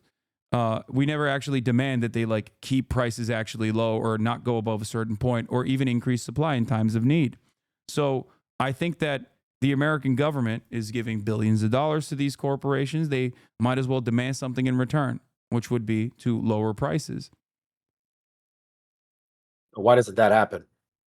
That's a question. I'm just like, does this shit ever actually the reason why it fix? doesn't happen is because when Kamala Harris said, I'm going to tackle price gougers, I'm going to go after people who are, engaging in the act of price gouging, which is to increase the prices unfairly without any sort of quote unquote market conditions. That's a really difficult subject to broach in general. Like, how do you regulate that? But that's besides the point. Just simply saying you're going to do that is good because the fear of that will cause companies to lower their prices and maybe eat away at their profit margins a little bit, which is a good thing. They should do that. But overall, the reason why it doesn't happen is because, well, one, Kamala Harris didn't get elected. And two, I don't even know if she would have pursued that policy, even if she was elected. But if she were to pursue that policy, then you got tens of billions of dollars in the grocery store business, including but not limited to the Walton family, right? That would come after you and probably drone strike your ass for fucking hurting their bottom line. Because, once again, both parties are beholden to their corporate benefactors. They serve the same masters. And so this is what I keep talking about. Does that ever shift? That's what I'm saying when we talked about the greed earlier, just in general. When no matter what party, no matter what person, do you ever really even shift it? Because if it's not this person, it's that person. If it's not that person, it's this person. Then it goes every 4 years. It's a different cycle. It's the same sort of thing, nonstop. Yeah, it doesn't. It only gets worse. And that's how we arrive at the condition that we're in right now, where many people in our generation feel like their future prospects are worse off than the generation that came before them. And there's good reason for that. Cost of housing is completely out of control. It is skyrocketed unimaginably. And people just simply do not feel like they could ever own a home. And there's understandable that they feel that way. They feel like they will never be able to retire. They feel like they never will have even a nest egg to, purchase some luxury commodities, some goods on the side to make themselves feel a little bit better. So, that is the reason why people are struggling right now. That is the reason why people are very angry. Does it get you excited at all that Elon Musk is in the office? You absolutely hate him. I don't like Elon Musk at all because really? I think, remember what I talked about in terms of the billions of dollars of taxpayer funded subsidies that these corporations get? I'm assuming, he's going to get some. Sure. He has been getting some. He's been getting some from the Biden administration. He got some from the Obama administration, and he certainly got some from the Trump administration. As a matter of fact, those billions of dollars of subsidies kept Tesla afloat in times where Tesla was about to be insolvent. Tesla was slated to go bankrupt, but the carbon credit swap scheme that was implemented allowed Tesla to basically sell their carbon credit to offset the carbon credits of American car manufacturers. Doors open. Doors open. 1 second. Sorry. I'm going to deliver. Don't you think it was dope how he came into Twitter and fixed that bitch up? Fired everyone? You think Twitter's fake? Be honest. Like, you actually think Twitter's better? Yeah. Wait, really? Yes. Dude, that shit sucks. Yeah. There's fucking porn bots out the wazoo. I mean, that's trash. Of course we can get rid of that. Yeah, but it got worse under Elon. Porn bots out the wazoo. There's constantly fucking every other damn week. There's another guy who's like, white supremacy defender 1488 says black people are like animals, and then it's like 100,000 likes. I'm like, who the fuck believes this? Like, what the fuck? What an insane thing that people are just like openly saying. That kind of shit thrives on Twitter because of Elon Musk. At least we have an outlet that's not just the same shit everywhere else. Isn't it not the same shit everywhere else? I mean, Facebook is pretty fucking unhinged overall. I mean, a lot of these websites allow you to say pretty much everything except the thing that we were just talking about in terms of like, overt white supremacist, white nationalist, neo-Nazi rhetoric. Right now, you can say whatever the fuck you want, as long as you're not saying that, right? No, but I mean, as far as like having an outlet that's not just fucking mainstream media that's just saying the same shit on every fucking station. Well, like it's like Twitter became that for a lot of people, and I know for a lot of content creators as well. Where Twitter it's not also just has like a lot of fucking fake news and misinformation running wild. I mean, even the Democrats are doing it right now. There's like I'm seeing people on my timeline being like, "Oh man, the election was stolen. Where are the 20 million votes?" Is like, come on, guys, you can't do that after you fucking made fun of the Republicans. Like, that's I know crazy. that's pretty. It's So, pretty funny. But That's again, pretty funny. misinformation spreads pretty fucking crazy on Twitter, and I feel like that's a separate crisis that we haven't really addressed. Like, we are goddamn illiterate in this fucking nation. Okay. I guess I was trying to ask you, like, in regards to Elon Musk being involved in the actual government. You know, he's made jokingly, but seriously about the government efficiency thing. You don't think they can make that better? Obviously, he's going to go in there and get some shit for himself, like every single fucking of course politician you're gonna do does. that. Yeah, he doesn't But give a at the fuck. same He's a time, billionaire. don't you think he's gonna? You think he can shape that shit up a little bit? Because Yeah, it's wasteful. So you're talking about like a government agency, right? That Yeah, it's provides wasteful like money, just like wasted provides money. like accountability, right? Yes. Like maybe they could be within the legislative branch that provides auditing and evaluative and investigative services, make sure that like people aren't spending a shit ton of money on dumb stuff, right? Yes. Yeah, that exists. It's called the Government Accountability Office. Well, where the fuck have they been doing for the last fucking What do 100 you goddamn mean? years, bro? They are the supreme audit institution of the federal government of the United States. They already They exist. need to turn that button back on then. So what do you mean by like the fact that there's like not enough oversight? What do you think Elon Musk's gonna cut? I don't know. I got to go look at that shit myself. So that I don't know. But you So- think the government spends money efficiently? Do you actually believe that? No, of course not. But I don't think Elon Okay. Musk is gonna fucking actually do a better job of efficient spending, especially Well- because he's a fucking defense contractor. Why the fuck would he be invested in efficient spending? You know who is the most inefficient aspect of our federal government? It's the motherfucking Pentagon, dude. They have a black budget. They have a black hole in their budget to the tune of like $6 trillion or some shit that they don't even have any accountability over. They don't know where the fuck it went. You know? I just don't know how they don't know where their money is, but they know where all my fucking money is. Yeah. Like, bro, what the fuck's going on? Yeah, no, That's what I wanna know. Of course.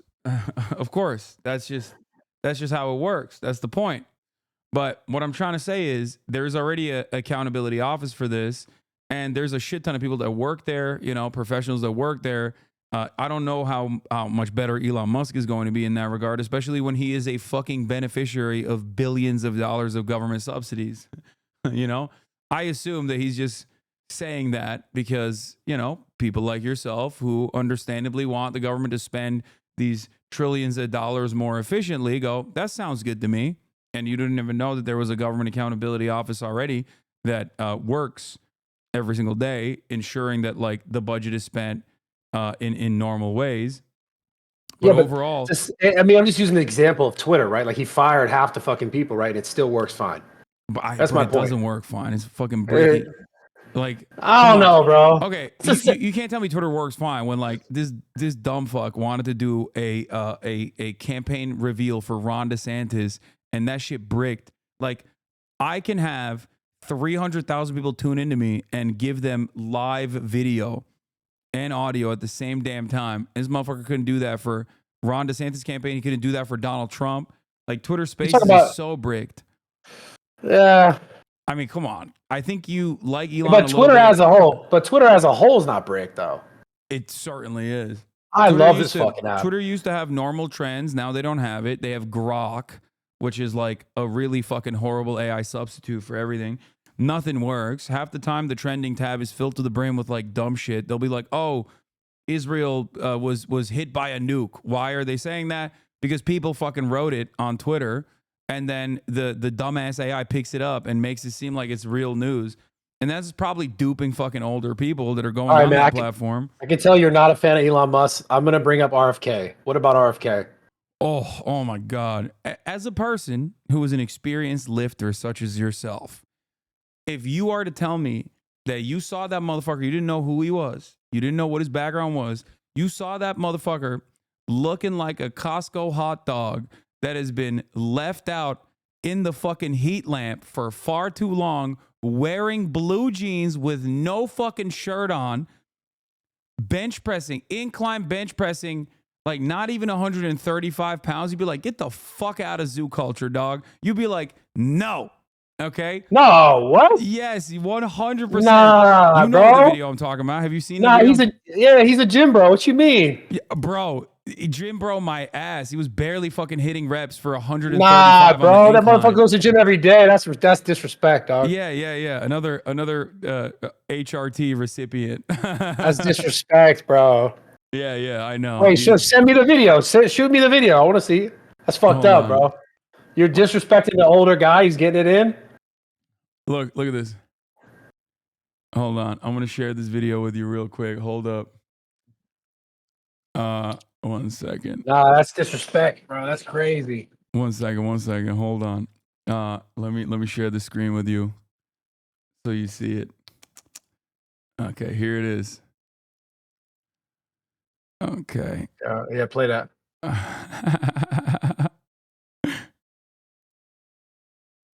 Oh, it's a vibe. What you mean, blue jeans? My guy's getting it. Come on, dude. Look at the weight that he's putting up too. So? What you That's not mean? even- That's not even 135 pounds. He has way more musculature to be able to fucking rep way higher. And I feel like, I mean, I guess his grip is like kind of tight. Like he's not doing like a normal Yeah, it's grip. a close grip. What you mean? He's doing a close grip incline press. But this garb, if you saw a dude roll up into your gym, honest to God, you don't know who the fuck they are, and they're just wearing blue jeans with a belt, no shirt, you'd be like, what the fuck are you doing? What? Come on, Bradley. That motherfucker got it, bro. I'd be like, damn, he's for real. He's like, he can't even hit the last couple of reps. He's like dying. Come on. Nah, I respect it, bro. He's trying. He's older. He's in his element. Like he got his. Bro, I love jeans. I'm wearing jeans tomorrow now, just because you said that. I'm wearing jeans tomorrow. No shirt, no fucking belt. You're gonna pull a RFK Jr. You're gonna fucking no, go. but fuck all that though. Fuck all that. Like, do you not like the things that he speaks about it? Like as far as the health? No, I think he's a loony. Like he's crazy. So the thing is, this is like the Andrew Tate shit, right? Like Andrew Tate will be like, go out and work out and you'll be better. But then he also says like 18 other things that are like insane.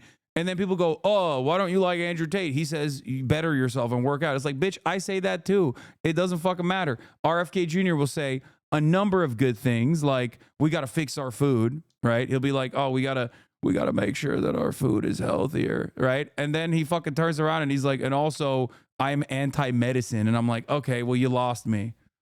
Wait, so you don't think there's merit in the fact that he wants to like actually sort of audit this pharmaceutical industry and like you don't think there's merit to that? Brother, did you not hear what I said? There's merit to Andrew Tate saying you should work out, but like are we more concerned with what this guy is fucking wearing and than what he's actually talking about the doing? wearing stuff is just a meme. That's a joke. But in terms of like what the values that he believes and the things that he says, I think that while there are some good aspects of the things that he communicates, like the other day he said Fruit Loops in America have like 2 ingredients. In America they have like 16 ingredients. In Canada they have 2. Why the fuck is that the case? I am going to deregulate the FDA. And I was like, okay, I had you in the first half. What the fuck do you mean deregulate the FDA? Like the entire point is in Canada, it only has 2 fucking ingredients because of regulation, not deregulation. So he has the wrong solutions, even though he sometimes arrives at the right problem. Like he addresses the right problem, but then his solution is wrong. His solution is going to make more of that problem. So that's one of the... You don't think that the FDA is directly like getting fucking money from these people? I think there is a lot. It's called the revolving door, right? There's a lot of people that work in these regulatory agencies that come from that corporate background originally, and their job deliberately is to engage in regulatory capture at the behest of the corporations that they used to work at. There's a lot of corruption in that sense. I agree. These government facilities or these government regulatory agencies are far from perfect. But my answer to that is never to deregulate them or fucking blow them up, right? My argument is to actually make sure that they work and follow through on similar standards that other regulatory agencies like the ones in Europe or the ones in Canada have implemented. But I feel like that's what he said. I feel like that's what he said he's going to do. Yeah, I don't really believe it because he said a whole bunch of other phony, nonsensical bullshit about fucking vaccines and shit too. So I don't like that. That I think is very dangerous. I think he's a loony bin guy, especially on vaccines. Like I'm a guy who eats healthy, Bradley. I eat healthy. I'm on MyFitnessPal. I'm making sure my macros are set. At least 220 grams of protein every single day. Okay, catch me at fucking 2 p.m. Pacific every day. I'm eating at least 19 ounces of straight white chicken breast every single day. Okay, down to a fucking T. I care about this. I care about my health. I advocate for healthier living and healthier eating for everyone in my community.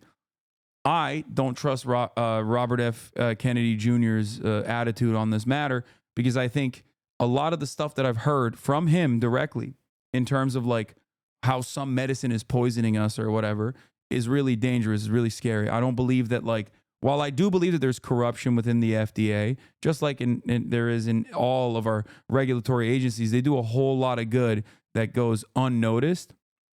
And it's not like the scientists that are working there that are in the pockets of corporations either. So I'm not. You don't believe that stuff is happening? That like what stuff? You don't believe that there is an incentive for these companies and like for scientists or people who say, oh, this, like, for example, the food pyramid forever was like, eat a ton of fucking grains. Grains aren't fucking good for people. Oh, like the food pyramid shit is like outdated. Oh, for sure. But that's what I'm saying. Those are the same people. Those are the same. Or corn. The same people. Yeah, they're both. But I mean, yeah, it's like high fructose corn syrup. Like, we subsidized it heavily. It was a cheap alternative for fucking. It was a cheap alternative to cane sugar, and you know we couldn't maintain our sugar plantations in Cuba and shit. So we were just like, yeah, why don't we just go crazy on corn? Put it in the fucking oil. Put it in the goddamn foods. And right. That but had what I'm saying is healthcare impacts in the United States of America.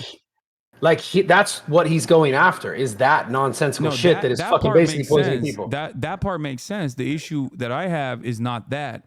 I don't really believe that he's going to be able to do that because Donald Trump is fucking Mr. McDonald's himself. And beyond that, he's another fucking rich asshole. When he was in charge of the federal government, when he was president, he didn't do any of that shit. He never even said that he was interested in like making America healthy or anything like that. So I have no reason to believe that he's going to do anything different than he has done the first time around. And most likely he's going to put another fucking psychopathic agriculture baron in charge of the goddamn industry that is supposed to be regulating the industry. Because that's one of the things that Donald Trump did that was really damaging, was when he came to office, he looked at these regulatory agencies and he put people in charge of them that had spent their entire lives trying to nuke these agencies. Like for example, Betsy DeVos, right? She is I believe, like the recipient of the Amway, like one of those things. Like, she's like massively wealthy. Betsy DeVos became the education secretary because she spent her whole political career, I guess, as a rich person. She made it her political project to basically disrupt public education in the state of Michigan. And she was very successful at that as a rich person. So then Donald Trump turned around and was like, I'm going to fucking give you the Department of Education. And what does she do at the Department of Education? She continued the decline of American education overall, making it so that a shit ton of the funds that were supposed to be going to our public schools that serve our underserved communities, you know, black and brown kids in general, would go to private facilities in the form of school vouchers and school choice. And it's that kind of stuff that really rubs me the wrong way as someone who pays very close attention to politics, who wants what's best for America. I want Americans to be educated. I want Americans to be healthy. I am very skeptical of people who will say they want Americans to be healthy, but then also sneak in a whole bunch of fucking unhealthy shit in the process. You think RFK is going to put more unhealthy stuff? I don't think so, bro. I don't think he's personally going to put unhealthy stuff in the food or anything like that. But I do think that Trump is going to do what Trump does and put a fucking another rich asshole in charge of the FDA, who will then continue along with poisoning America's food as business as usual, because he is also beholden to his rich buddies. So you don't think Donald Trump is going to do what he said as far as putting RFK in that position to be able to do that? You think he's going to put someone else? Yeah, I think he'll probably put him in charge of like something kooky, like vaccine rollout or something, and that'll have damaging aspects for healthcare overall as well. Like, he'll probably disrupt like vaccine rollout or So if Donald Trump doesn't do that, he puts him in charge of what he said he was going to put him in charge of. Will you say sorry? If Donald Trump, well, I will only say sorry if RFK is in charge of the FDA and the FDA improves in the process. And of course I would say sorry. Look, the thing is, I'm very honest. Like, I'm very stubborn to a fault. I'm very honest to a fault. A lot of people yell at me for this reason. If Donald Trump actually were to implement something positive, I would recognize it and I would admit it. I'll give you an example. When he was president, there was one aspect of his foreign policy that wasn't as reactionary, as right-wing or as maniacal as the rest of his fucking administration. He routinely allowed South Korea and North Korea to negotiate amongst themselves without interception, without adding on American foreign interest into the region.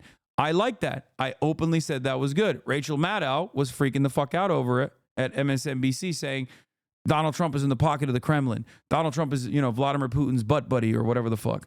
I liked it because I was honest. I thought that was a good thing to do in terms of managing that conflict.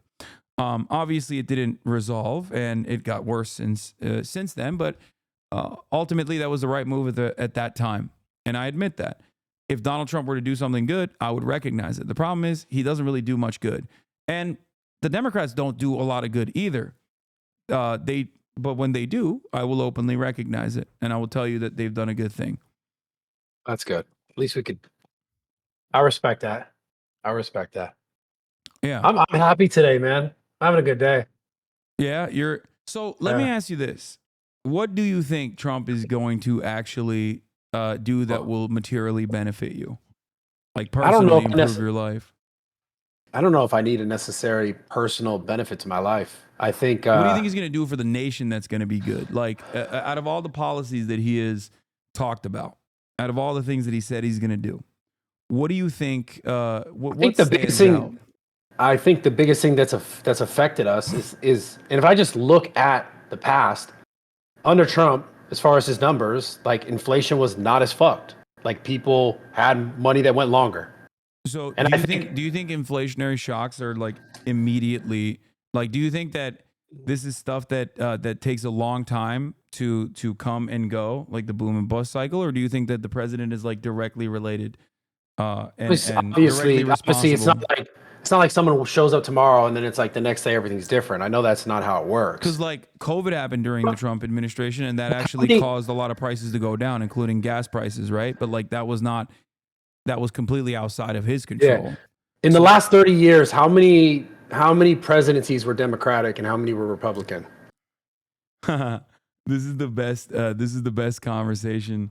In the last 20 years, it was 12 years of Democratic leadership and only 4 of Donald Trump.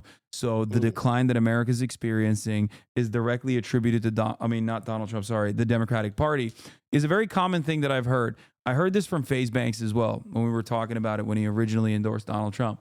The problem is America's decline is not just in the hands of the Democrats. As you've admitted, different masters, or different parties, but they serve the same masters. That decline happened far before the past 20 years. As a matter of fact, one of the worst aspects of America's decline came in 2008 in the housing market crash. That literally devastated the American economy. Obama had to spend 8 years trying to fix it, and he did to a certain degree. I don't like his solutions to that either, but I'm not going to get into it. But overall, that was a major problem for the global economy. And the issue for that was deregulation. Allowing people to sell predatory loans and corruption all the way through the regulatory agencies, including people that were adjusting the loans, including people that were creating a certain set of insurance for the loans on top of that knowingly that they were going to default. So all of that happened as a direct consequence of deregulation that both parties were responsible for, both like Bill Clinton, Ronald Reagan, and virtually every American president, Democrat or Republican, has contributed to that issue. But it, of course, exploded under the Bush administration, and Bush is a Republican as well. So we're just saying it's Bush's fault, or? No, I'm saying that it's not one party over the other. No, I get it. These are consistent issues that remain. Oftentimes they remain dormant, and then it's slated to explode. You got bubbles; they're gonna pop eventually. It's more so it's like hot potato. You know, who is it gonna pop under, and what will they do when that bubble pops? That's basically what the American conflict management it looks like at this day and age. And then it's blame everyone else for the problems. Yeah, but in terms of like printing money, you were talking about printing money, right? During COVID, Donald Trump printed a shit ton of money. Another thing that Donald Trump did was cut taxes for corporations and the wealthy. He did this at a time when profits were sky high regardless.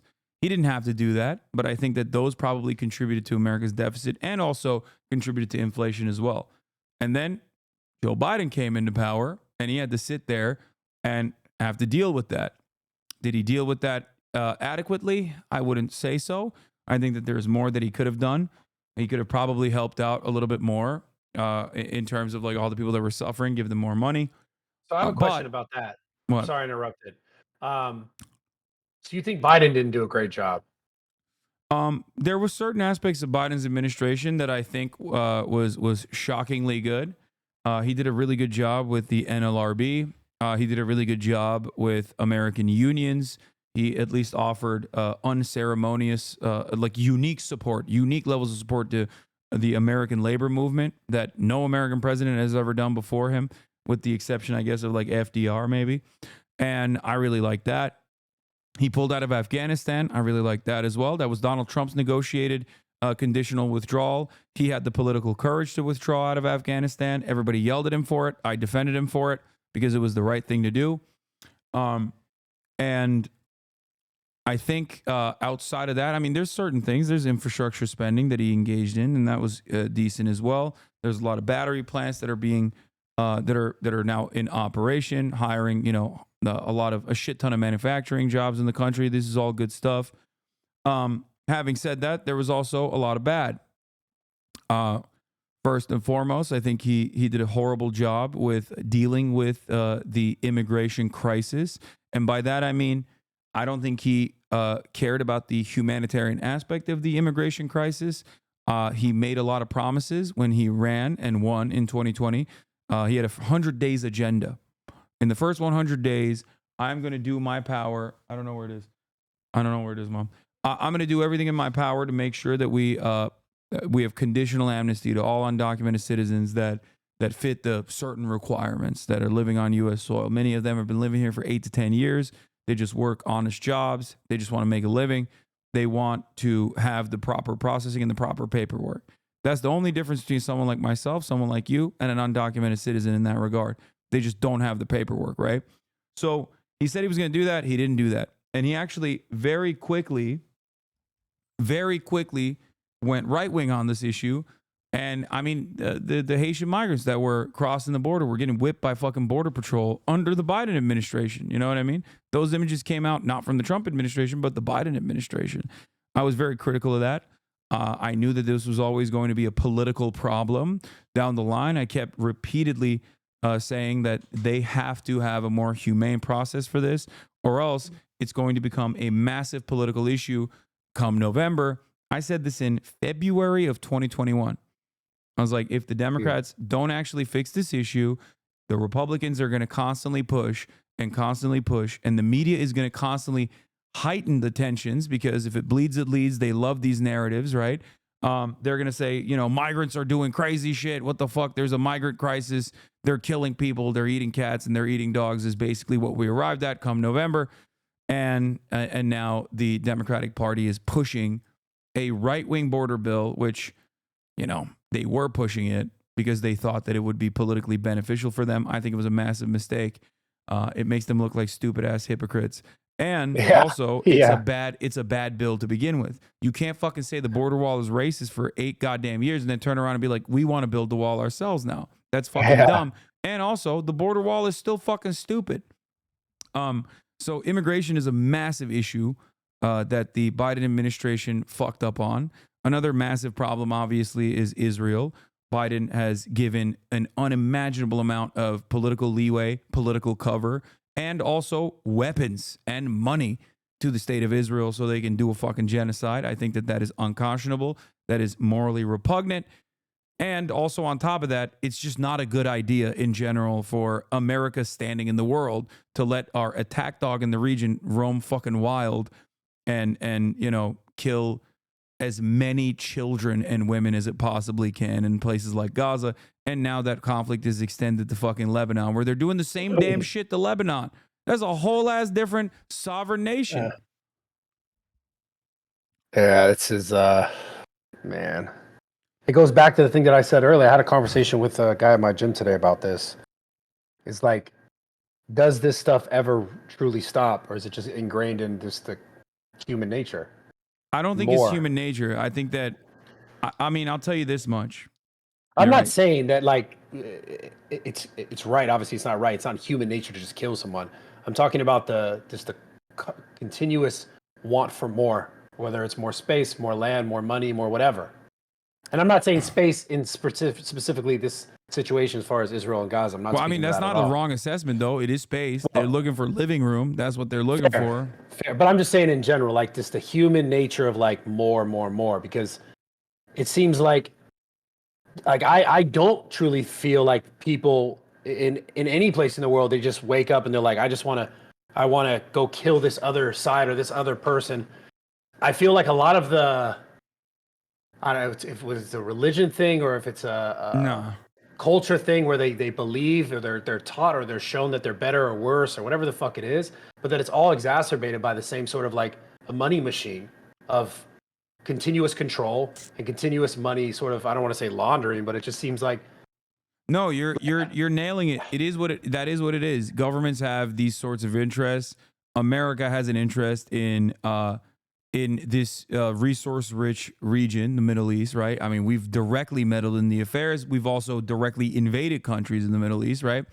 But beyond that, Israel is like an American state and not like a shitty state like Wyoming, like an important state. You know what I mean? Like we treat Israel like a unsinkable aircraft carrier with its own military capabilities, its own espionage facilities in a resource-rich region that we basically let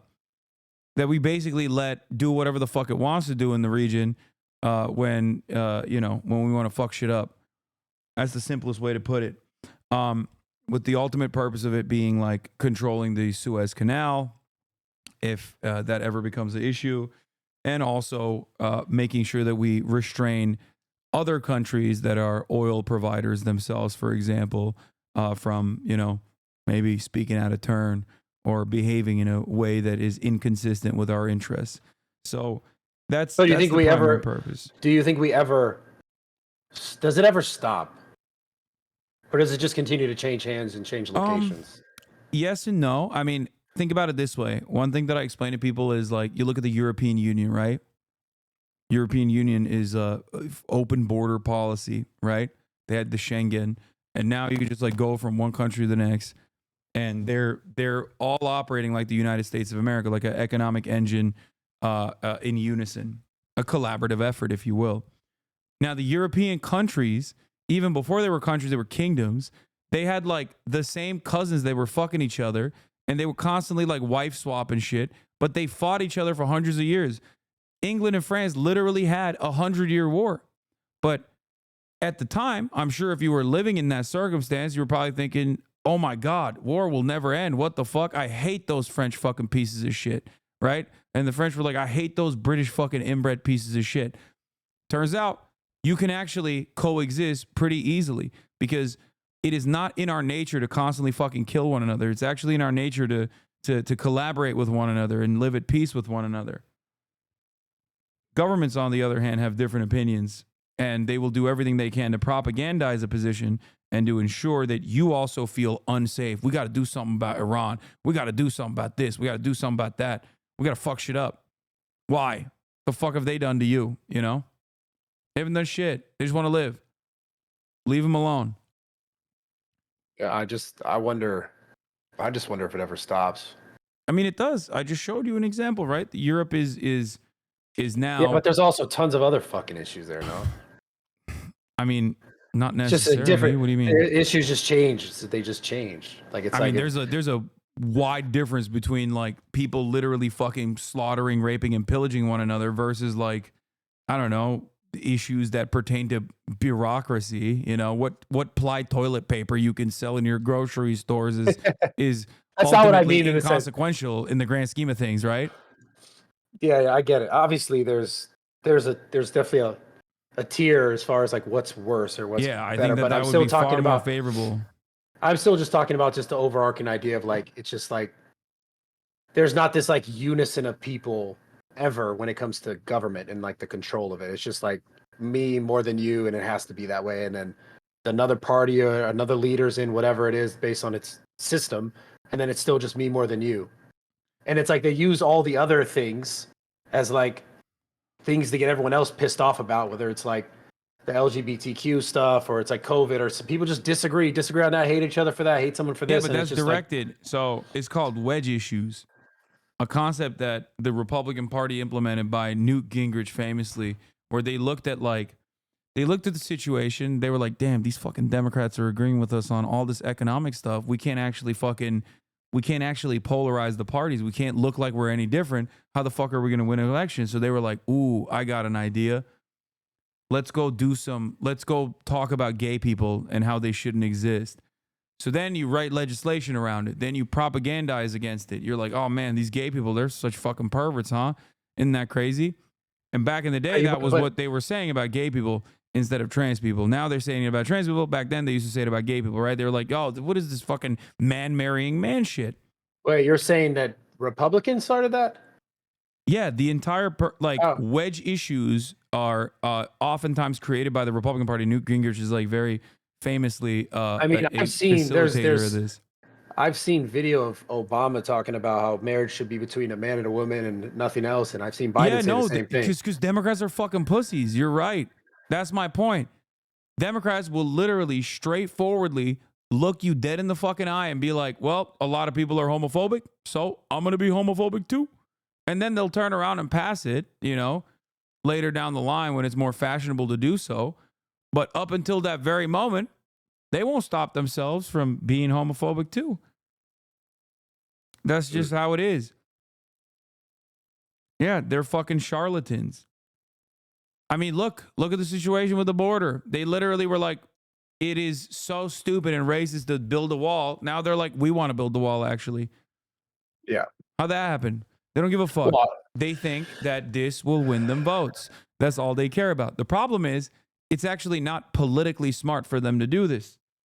But they're too terrified of the Republican Party, so they just never make the right decisions and fight against the Republican Party in an honest way and make a convincing argument why the border situation is not the way that the Republicans present it, which leads me to my biggest fear with the Republican Party. What I mean by that is the Trump's border bill or Trump's border suggestions. His border legislation is terrifying, like actually fucking terrifying. Where are you seeing this? He said that he wants to deport 20 million people that he says live on U.S. soil as undocumented migrants. Right now, that number is contested. According to federal agencies, they believe the number is around 13 to 15 million. He claims it's 20. Let's say it's fucking 20. Right? He has said to Axios as of this morning that that's the first thing that he's doing. He's going to start mass deportations day one. Now, this is devastating for the economy, but more importantly, is devastating for just like normal human beings that live amongst us, right? 1 in 15 families in the United States of America live in a mixed status household. That means 1 in 15 people live with someone who is undocumented. Donald Trump wants to deport every single one. The overwhelming majority, if not damn near entirety of undocumented migrants are not fucking criminals at all. They're just regular ass like abuelas and shit that have been living here for 8 to 10 years, that have just been working, that maybe even started a business, right? And now they're just going to get forcibly removed. They have children, they have family members, they have integrated into American society, they're paying taxes, and now you're just going to come in And instead of giving them a pathway to citizenship, you're just going to fucking rip them away from their families and then deport them to God knows where. You're going to put them in detention facilities and then inevitably detain them and then deport them. I think that that's really, really terrifying. So I'm assuming this is the people in the last, 4 years that have just flooded in. Is what he's focused on, or is he's focused on? No, the 20 million number is like total number of undocumented migrants, not in the last 4 years. These are people that have been living here. Some of them have been living here for 20 fucking years, 30 fucking years. Like these are people whose sons, ironically, and daughters, in some instances, went out and voted for Donald Trump. And I saw it.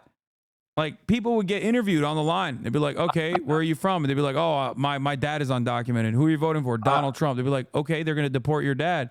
They'd be like, nah, my dad is one of the good ones. They're gonna deport the criminal undocumented. It's like, no, dumbass, they're gonna deport your dad too. I want to see how this actually shakes out because I was under the impression that it's the people within the last 4 years because it's been like millions and millions that add up to, I think, well over, I don't know, maybe add up to. No, we did not get 20 million new undocumented migrants in the last 4 years. That's insane. That's to the total number of undocumented citizens living on U.S. soil right now is not even 20 million. I think it's like 15 million. No. I assume Trump is using border apprehension numbers, like people who are crossing the border.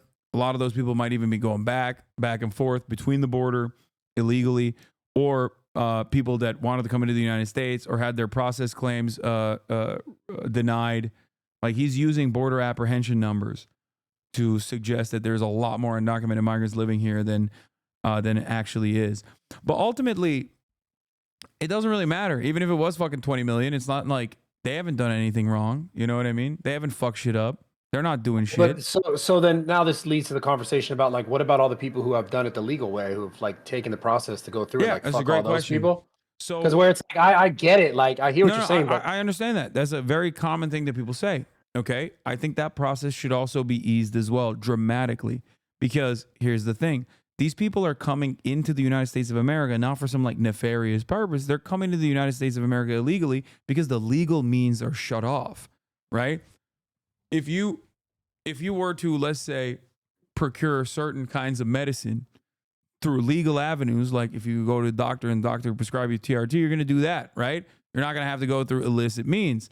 That is why I'm in favor of legalization. And it's the same principle for migrants coming in.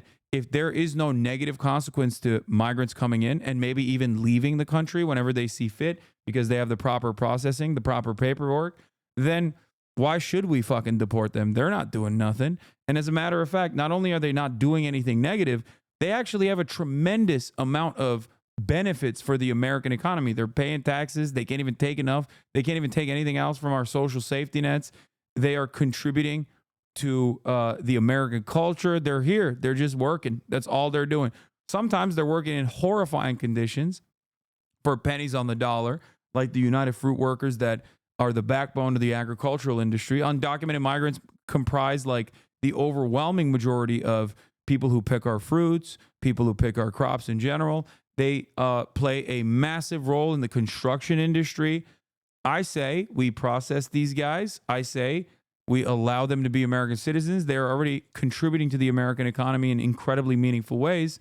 I think it's the more humane approach. Now, if I were to present... Are you versed on his actual approach? Like, has he explained explicitly exactly what he's going to do with certain people? Yeah. Where is that at? He said every single undocumented migrant is getting deported. There's 20 million of them, and we're going to start day one. J.D. Vance has elaborated further on this process where he said, yeah, we're going to first start with like people that we consider to be high-profile criminals, but that obviously already happens. If someone is an undocumented migrant on U.S. soil and they commit a crime, they're going to either jail or they're getting deported. Usually they're going to fucking jail. They're not even getting deported. They're just slamming your ass in prison. They're not letting people go when they're undocumented migrants that are doing crimes. So, it depends if you're in California or not. So no, come on. That's not. California has some of the worst prison systems. It's so bad that in, I believe, 2011, the Supreme Court was like, you have to lower the number of fucking prisoners in your prison system because you simply do not have enough space. California also literally utilizes slavery as a form of punishment, where we make our prisoners fight wildfires. We pay them nothing. We actually make them pay for their own room and board in the process of fighting wildfires.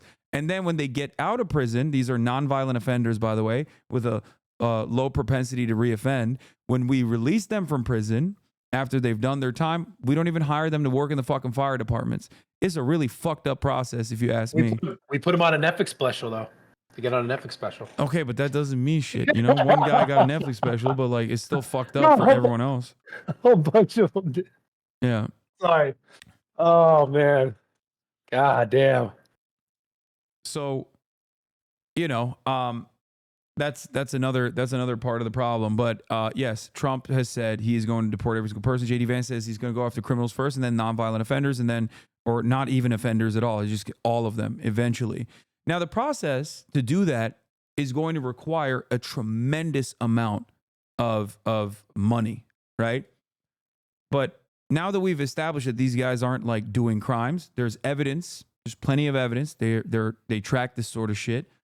Undocumented migrants are responsible for less crime per capita than natural-born U.S. citizens are, just for the record. Much, much lower rates of crime in general. Not only that, but Donald Trump falsely lies all the time at his rallies and says they're killing hundreds of thousands of Americans a year. That's also fucking straightforward bullshit. The number of homicides and manslaughter that undocumented migrants have committed in the fiscal year of 2024 is, I believe, 29. Not 100,000, 29. Not 2,900, 29. Okay? So why is he fucking lying on undocumented migrants like this? Where does this data get put together? Department of Homeland Security and Customs and Border Patrol apprehension statistics. So it's not like fucking woke shit, right? It's like, this is, you know, it's not the Department of the Homosexual Studies. It's the Department of Homeland Security. So that's where it's coming from. But so why is he lying about it, right? Why the fuck does he lie about this shit? Well, it's because it's really good to have an enemy to unite against, an enemy to dehumanize and say is barbaric. They're doing rapes. They're doing murders all the time. They're killing Americans. So now when you're angry, you have someone to target your anger towards. And these people, when they're defenseless, as undocumented migrants are, because there's very little legal avenues of recourse for them, it makes for a perfect villain, right? Because they're weak overall. There's no one defending them. So they have no way of being like, what the fuck do you mean? I'm undocumented. I'm a normal guy. Because if you fucking speak out, then they're going to be like, okay, now you're apprehended, bitch. Now you're going to Cancun or wherever the fuck we see fit. The other So do you side, think there shouldn't be a wall? I think the wall is a stupid way to try and combat like drug trafficking or anything really. It's ineffective. It doesn't work. It's just a waste of money. It's just a symbolic gesture. It's red meat for a lot of people who are like, but walls happen. They are around my house, right? Like it doesn't fucking work like that. Especially at a time when 52% of undocumented migrants that are coming into the United States are actually visa overstayers. So that means they got a visa. They came into the United States, like Elon Musk, actually, who is a fucking illegal immigrant, by the way. They came into the United States and then they overstayed their visa. So that doesn't shut that off either. And beyond that point, border crossings are going to happen regardless of whether there's a wall there or not. And the wall is not really stopping anything. And on top of that, people already have to get to U.S. soil to seek asylum, which is a legal process. We call them illegal, but they're technically legal. It is our humanitarian obligation to process them. So you would have a U.S. with no border? No, I don't think that there should be no border whatsoever. I think we should know who's coming in and out in the same way that we figure out who's coming in and out by way of airports and shit, right? I ultimately believe that the process should be fair and the process should be easy. And then if you're like, I don't know, like a criminal mass rapist or something, and you want to come over, we're going to be like, oh, no. But this is the thing, right? Is it fair if the people who have tried to do it legally are not they're just getting overshadowed by people just fucking walking right in. Well, I'll that tell you this fair? much, right?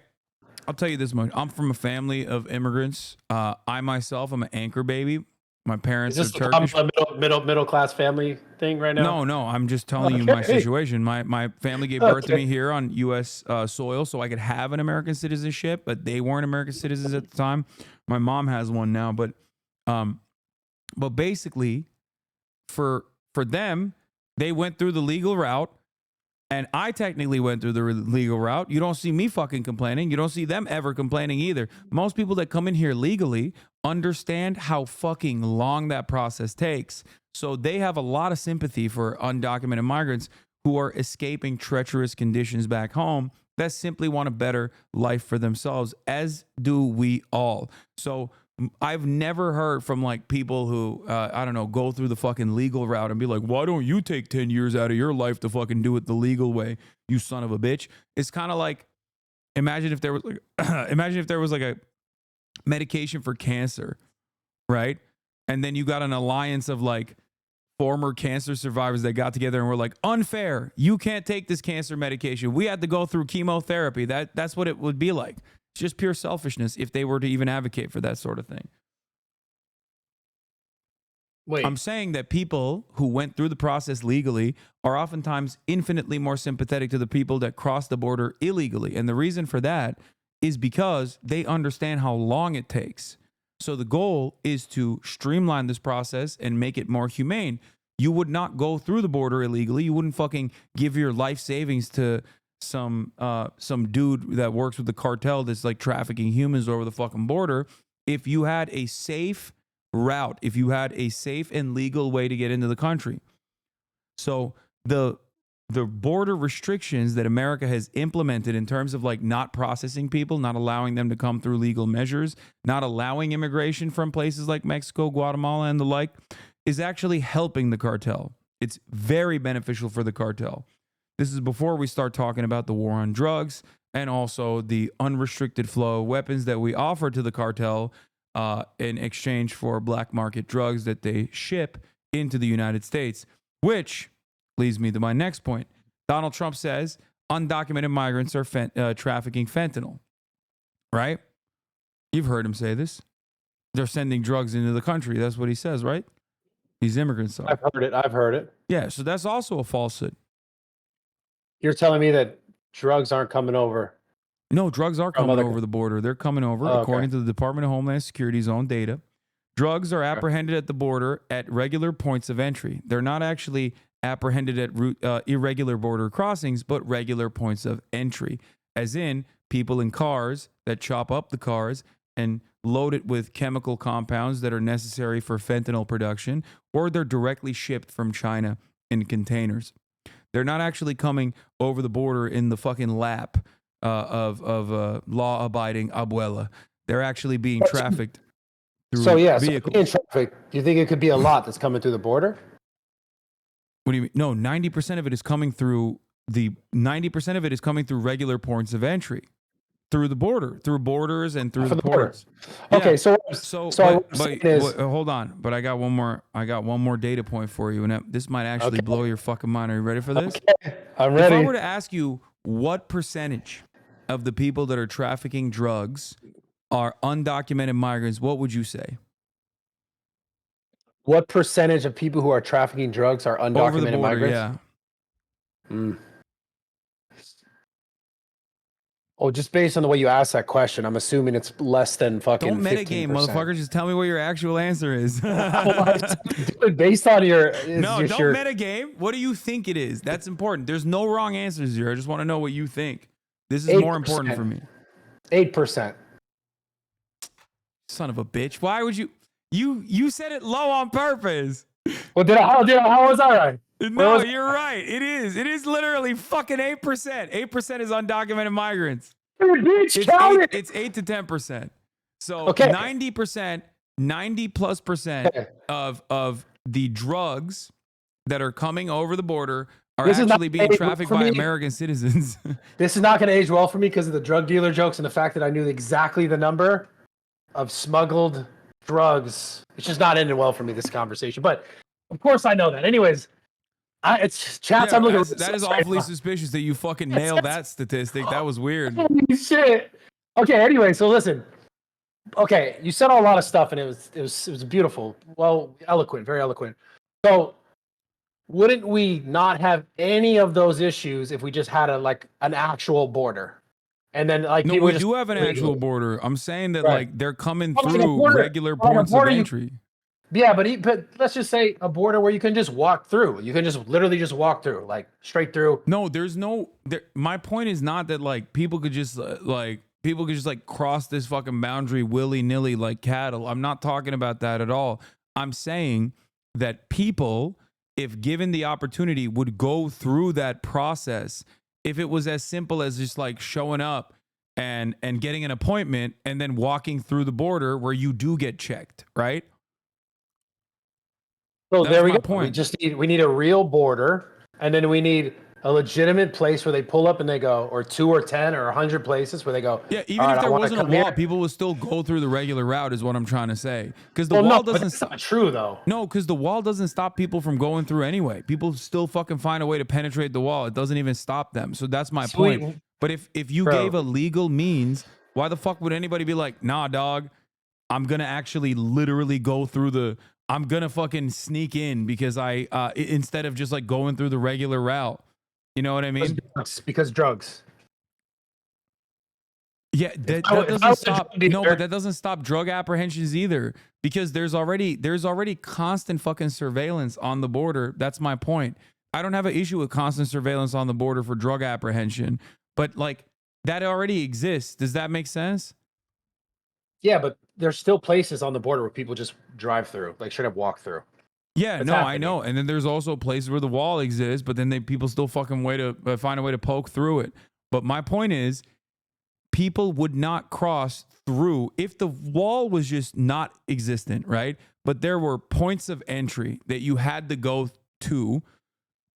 Like, even if there was no wall whatsoever, people would literally go to that point of entry to be like, okay, I'm here. I just want to walk into the United States of America legally. That's my point. Here's the deal, right? You go to your friend's house. If the door is open and your friend has invited you, you're not going to fucking climb through the window. You're going to go through the door, right? Unless I brought some drugs around the back and I wasn't trying to get caught by his mom. And I was like, yo, bro, like, come over here. You know what I'm saying? Like, Okay, fair. yo, fair. see what I got here. That's the Fair. point. But we already established that the easiest way to traffic drugs is through through American citizens crossing the border in vehicles through regular points of entry. So they're not doing that right now, wall or not. I mean, I'm sure there's other methods. Like I think they do slingshotting, they do tunnels and stuff too. But like beyond that, Wait, what's slingshotting? like people just fucking slingshot drugs over the border or drop it with drones and shit. No, you're saying they're like this? No, like I mean, I don't know what the fuck they use, like a trebuchet or something, but they have drones. They drop it with drones and shit. You're the drug that's dealer. what I You know. should know this better than me, bro. I don't fucking know how they do it. I'm trying to figure out what you guys know about the business, you know? Yeah, you're testing you're testing my acumen. Yeah. Yeah. And the other aspect of drugs also is that like the measures to combat overdoses is actually another thing that the Biden administration actually successfully implemented, which was like safe needle transfers, things of that nature, like looking at addiction not as a criminal punishment, but instead as like an illness, like an addiction treatment. A focus is much better as well. So like if you want to mitigate, if you want to do harm mitigation, harm reduction, like there are things that we could do. We don't really implement it that well. The Biden administration did a decent job at it. They actually lowered the overdose numbers for the first time in U.S. history in the past couple of decades. So they didn't really promote it that much because they're fucking stupid, but that is something that they did. So drugs being trafficked over the border are not the end all be all. If you want to fucking like actually target how that problem starts to begin with, you got to combat the pharmaceutical industry, like the Sackler family that played a significant role. Yeah, played a significant role in like getting people addicted on fucking opioids to begin with. Yeah, that shit's nuts, man. But Yeah. that's why RFK. Look at that. That's your guy. Yeah, I don't know. I don't know what he's gonna do about the fucking Sacklers, but let me tell you, I'd be way more receptive to his commentary if that is actually something that he targeted, but he has not. I've heard a lot more from vaccine creators or vaccines in general, and not a whole deal about fucking opioids, the Sackler family, and making sure they rot in fucking prison. I'm sure that would be a pretty solid campaign message if he genuinely was interested in doing that. Yo, change the topic a little bit. Were you view botting yesterday? Because your views were sick. I don't know if you know this, but we had an election. We had an election yesterday, Bradley. I don't know if you know that. It was kind of like my Super Bowl. Nah, I get it. That was dope, though. I was like, holy shit. I mean, I had 100K today, too, and then I got fucking clapped. My stream effed. My stream went down, and then I had to restart it. So now we're sitting at fucking 45. Damn, that's crazy. Because I tuned in. I was watching you, because I was streaming watching this shit, obviously election night. And I was like, nah, this motherfucker's botting straight up. No. Yeah. I don't think you can bot on Twitch. I have no idea. I don't think Twitch is I mean they do bot, like they do fucking like those random like Elon Musk is selling crypto type shit all the time, but like it would show if I was botting. Because they show they do this thing, right? Like you put a caption around it. I don't know how they do it. I'm not entirely familiar. I'm too much of a fucking boomer to know what that looks like. But Twitch already has like bot protection. They have a lot of safeguards around that sort of thing. Mm-hmm. And beyond that, like they shut down those accounts real quick. Like there's accounts sometimes that'll have it'll be like Elon Musk is selling crypto and it has like 45,000 live concurrent viewers. And you're like, what the fuck is this shit? And it's like very obvious. Or they'll post they'll do restreams of iShow speed. Yeah. Yeah, but if shit gets better in the next 2 years,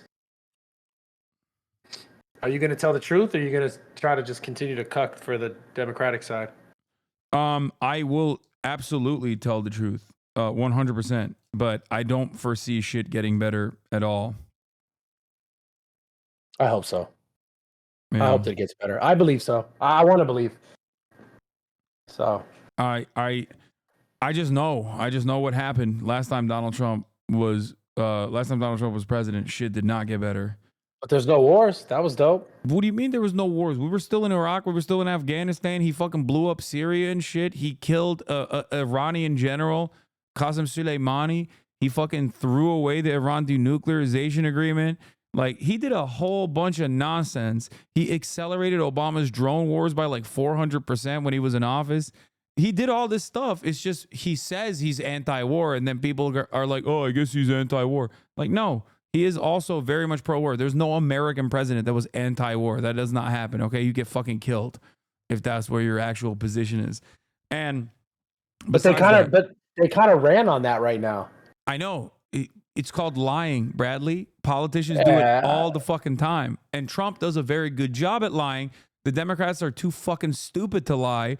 Sometimes I'm like, well, no, they lie all the time. They lie all the time. No, what do you mean? No, they lie for dumb shit. They should lie for good shit, okay? They should lie and be like, I want to give you health care. They don't even fucking lie about that. Think about how fucking stupid that is. Republicans can say whatever the fuck they want and be like, I love doing peace. I love doing peace. I am the no war candidate. And then they come into power and they do war. And then people are like, but he said he's the no war candidate, so I believe him. Okay. Yeah, Democrats are too stupid. They don't even want to fucking say they're the no war candidate. They don't even want to say that. They're like, no, we love war, actually. That's what they're running on, which is so dumb because most Americans are like, well, okay, I don't like war. But why? But then why do they lie about so much dumb shit about random shit Trump said? They just lie. They just make shit up. Everything is someone else's fault. Like what? Like all the Project 2025 shit that he's disavowed multiple times. They keep talking about it. Bradley, that's the fucking Heritage Foundation. Donald Trump is absolutely going to implement Project 2025. 100p. He already did it. See, look, if you watch my analysis on this, you'll see, I believe, a different perspective. I am not Project 2025 was something that a lot of people paid attention to. They were like, oh my God, I can't believe that's happening. That's really devastating. And I told everybody at the time, I was like, that's Project 2024. That's Project 2026. That's Project 2023. That shit has been implemented, and it was implemented under the Trump administration, and it was implemented far before the Trump administration as well. It's just a continuation of the Republican strategy to increase the level of influence that they have over the federal regulatory agencies. This has been a long-standing project, just like overturning Roe v. Wade was. That shit was set in motion 45 years ago when the Federalist Society was created. Like, that's not new. These guys have been at this for years and years. They're ideologically committed to doing shit like this. So, you know, it sometimes it'll be 10 years when they can get that, when they can get it done. Sometimes it'll take 30 years. Sometimes, in the case of abortion, it took 45 years, if I'm not mistaken. But that's real. The Federalist Society is real. It's a real, it's a real institution that now is responsible for half of the Supreme Court justices. They all came from the Federalist Society. Listen, if there's no new wars in the next 2 years, bro, I'm fucking blowing you up. What do you mean no new wars? Like, he's going to Not continue. starting. Okay, what if he continues the existing wars? And that's trash too. I think he's talked about getting out of them. Okay. So do you not think that it's trash that he didn't get out of the existing wars when he took over the administration from Obama? I mean, I would like there to never be war. I think wars are bullshit, but at the same time, obviously I know there's this whole fucking No, but like he didn't, right? Like he didn't stop, you know, he just continued troop presence in Iraq. It was limited, but yeah, but what I'm saying is right now though, doing war in Afghanistan. Right. And now they're out of it. Africa What I'm operations too. That's the other thing. America also does covert operations in Africa under the guise of combating Islamic fundamentalism.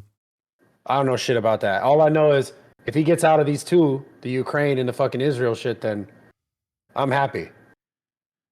Yeah, I mean, I think that it depends on how he gets out of it, quote unquote, gets out of it, because he has gotten a shit ton of donations from Miriam Adelson. Miriam Adelson gave him $100 million. Miriam Adelson is the wife of the former Sheldon Adelson, who passed away. Rest in peace. Bozo, R.I.P. Sheldon Adelson, the casino magnate. He was a major Israel advocate, major Israel dick rider, and he actually gave Donald Trump, again, a shit ton of money. And that's the reason why Donald Trump did a whole bunch of things in the region that escalated tensions to such a degree that October 7 happened. The Abraham Accords, moving the American embassy to Jerusalem, which basically solidified the Israeli occupation of Jerusalem that's contested. It's an illegal occupation of East Jerusalem. He gave the Golan Heights, which is annexed territory from Syria. It's Syrian territory that Israel illegally occupies. It recognized that illegally seized land and said Israel actually owns this land. It was actually so shocking that Miriam Adelson a couple months ago straight up said in a public setting, straight up said, we didn't even ask for Golan Heights, and you just gave that to us. So he is 100% super firmly committed to Israel, and I don't think he's going to restrain Israel. I don't think he's going to fucking dial it back at all. Maybe Benjamin Netanyahu, who is Donald Trump's friend, will throw him a bone and make it seem like in the interim period that they're going to lower the casualties in their ongoing genocide. But overall, I think he's going to let Israel fucking go crazy, go nutty mode in the region. But we'll see. I think that they're looking to permanently annex the West Bank. That's what I think they're going to move towards. That's what Miriam Adelson said she wants to do. They're talking about trying to remove it. They're going to permanently annex it. Like right now, it's under permanent military occupation illegally. And there's still 2.5 million Palestinians living there. I think that they're going to turn it into Gaza. Like, they're going to pummel it and overtake it in its entirety. Well, will you support Trump if he makes that not happen? I would be, dude, I don't care who does it. If they stop this ongoing genocide, restrain Israel, deny weapons transfers to Israel, cause Israel to no longer be an apartheid regime. Yeah, I don't give a fuck who does it. Yeah, he would be cherished as a hero in perpetuity. The problem is his financial benefactors don't want him to do that. They want him to annex the West Bank, increasing the stress and increasing the violence that that the Palestinian population is subjected to. Well, hopefully this ages well. Yeah, I mean, look, I'm anti-genocide. I don't give a fuck who's the one who's responsible for it. I don't agree with fucking the shit that Hezbollah does, or I don't agree with the fucking shit that like the Houthis do in Yemen in their own domestic affairs, but they're standing against Israel as Israel's committing a genocide. So I understand the position that they're engaging in that regard. When they're defending Lebanon from Israel bombing Lebanon and killing fucking children and women and shit and wiping out entire city blocks, then, well, that's a little bit more understandable of a position. I don't care who it is, as long as they can find a pathway towards peace, then yeah, I will be on board with that. Now, that's what a lot of the Arabs in Michigan thought as well, but I just don't think Trump is going to be doing that at all, especially when the Michigan Dearborn constituency is not giving him $100 million to stop the genocide, but Miriam Adelson is giving him $100 million to continue the genocide and to also annex the West Bank. Oh, Trump is a pretty simple guy, You give him a lot of money, he's going to listen to you. That's it. It's that simple. Well, most popular politician in Israel. Maybe not in America, but most popular politician in Israel. I feel like he's the most popular politician in the world. No, he's not. Are you kidding me? Donald Trump? Oh, No. bro. No, I know motherfuckers in China who say that motherfucker's the man. What? No, no I'm Chinese. dead ass. No Chinese citizen. No unironic, normal Bro, Chinese citizen thinks Trump is good. I play Overwatch with a legit Chinese person from China. Yeah, give and me he his says they fucking love info. it. I'm gonna report him to the goddamn. Give me his I'll give info. you I'm his gonna number. report him to the goddamn authorities. He's going to a What fucking are you, the education fucking camp. feds? What the fuck? I'm the feds for the CCP, baby. Bro, what the I'm fuck? taking Nah, his I'm taking his goddamn social credit away, disrespecting Xi Jinping like that. Nah, that's great. Nah, they didn't say he was better than him. They just said they think he's the man out there. They do not think he's the man in fucking I don't know, bro. That's what I heard. I heard he was the man. I heard they said he was the man. Straight That's up. crazy. Bro, like I'm dead serious. I'm not even saying it like jokingly. Like I'm literally on the headsets with the guy right here. I talk to him when I play Overwatch. I swear to God. And he's straight from China. I swear, bro. That's funny. I'm not even like I don't give a fuck. It's like it's what it is. But Yeah, I don't think that's reflective of the broader societal attitude towards Donald Trump in a nation with like 1 billion people. But I'm gonna go to China and check it out for myself, bro. I want to go to China and check it out too. I gotta find this guy. I'm gonna speak to him, set him straight. Nah, man. I think he's onto something, man. I'm gonna report him to the authorities. They're gonna take his gaming hours away. He's not gonna be able to play Overwatch no more. That's crazy. Get back to work. That's crazy. What the fuck? Get back to the facility right now. We're shipping your ass to Shenzhen. That's fucked. Speaking out of pocket like that. Anyway, listen. This has been a wonderful conversation. I hope it was productive. I hope I was able to get you to maybe understand some of the positions where people like myself are coming from when they say Trump is a dire threat to the future of America. I think it's a good thing, bro. I think you gotta look on the bright side. Okay. That's an insane thing to say. 20 million migrants in concentration camps. Like, there's some positives to it. Like, I don't think it's going down like that. Okay. All right. Well, all right. How about this? I have already said if Donald Trump stops the genocide and actually causes Israel to applies pressure to Israel to no longer maintain an apartheid, no more fucking annexation of the West Bank. Now we have an actual peace negotiation in place. They're like literally fucking going towards full-blown sovereignty, right? I will apologize. I will say, Donald Trump, you're my goat. And I would not even have a problem with saying that, right? Now, would you do the same? Would you say, God damn you, Donald Trump, you piece of shit, if Donald Trump, day one, started mass deportations like he said he's going to do? I never said that I didn't think he would do mass deportations. Oh, wait, you're saying, but you just don't think it's going to go down like that? Yeah. I don't think what does that mean? like that. I don't think it'll be that cut and dry. What do you think is going to happen then? From what I understand, it's the people within the past 4 years. I don't think it's like he's going to go for people from 30 years even if it's ago. even if it's people in the past 4 years, which is not, but even if it was people in the past 4 years, like, do they constitute any sort of security threat to the United States of America? I mean, if they don't, then they don't, right? Except the fact that they did come in illegally when I know, they but shouldn't have come it's in crossing a illegally. border. It's normally a civil. It's not like even a felony. I think they increased it to a felony, but originally it was not considered like a major crime at all.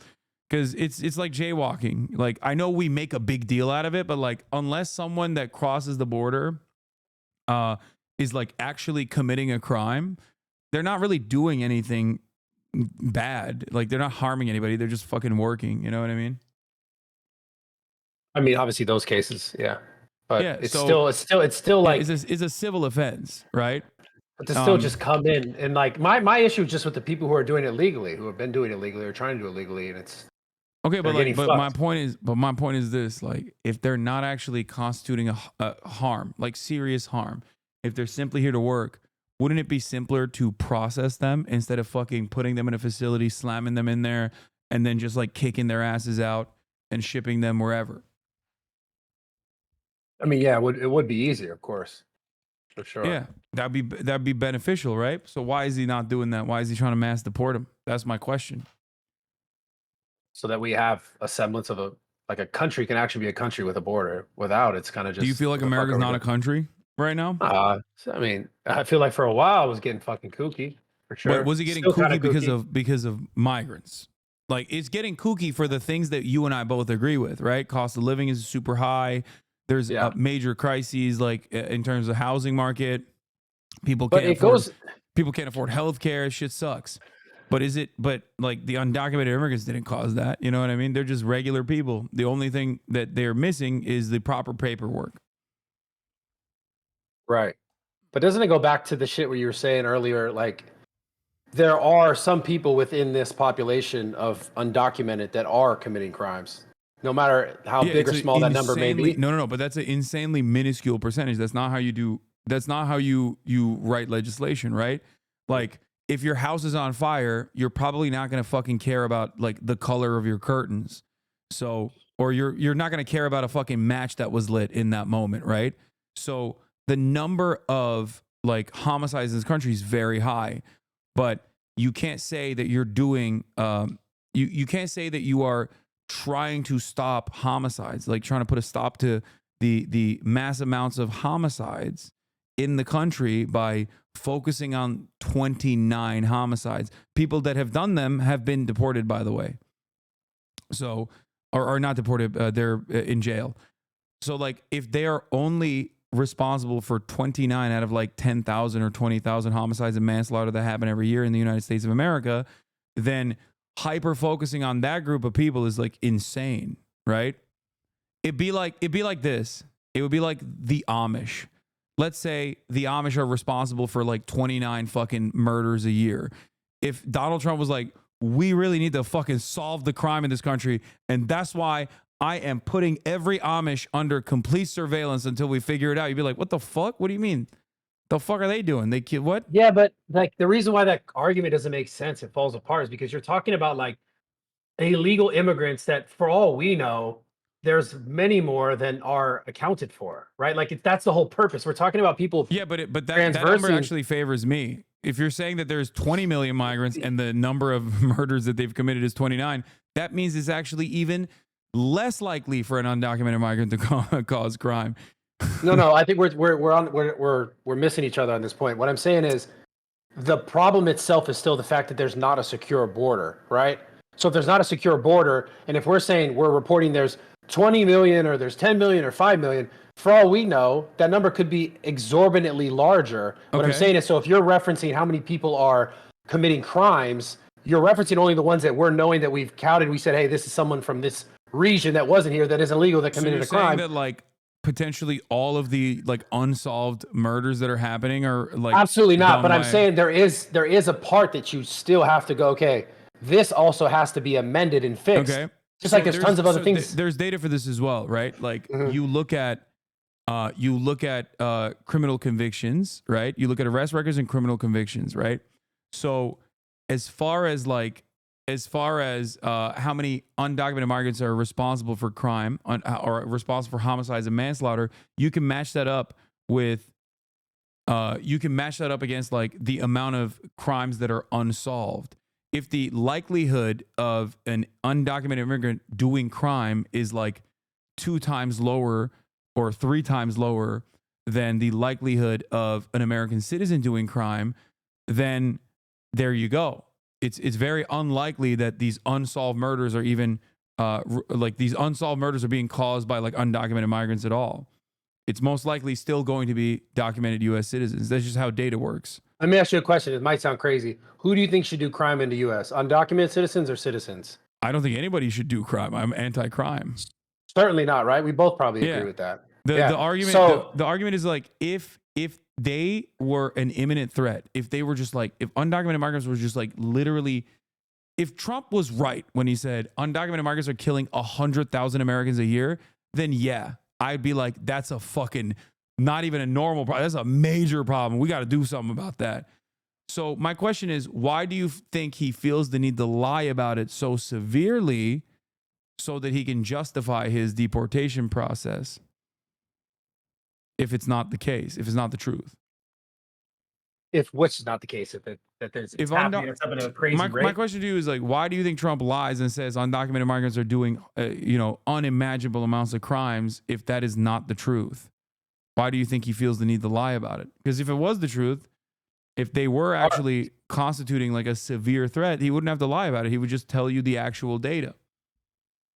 Right. Don't you think that his argument would be a little bit more hollow if he was like, we're going to deport 20 million people because 29 random undocumented migrants are not a monolith anyway, right? They're coming from multiple different countries, multiple different backgrounds. They all have very different interests, many of which are, just the same normal human interests that we all have.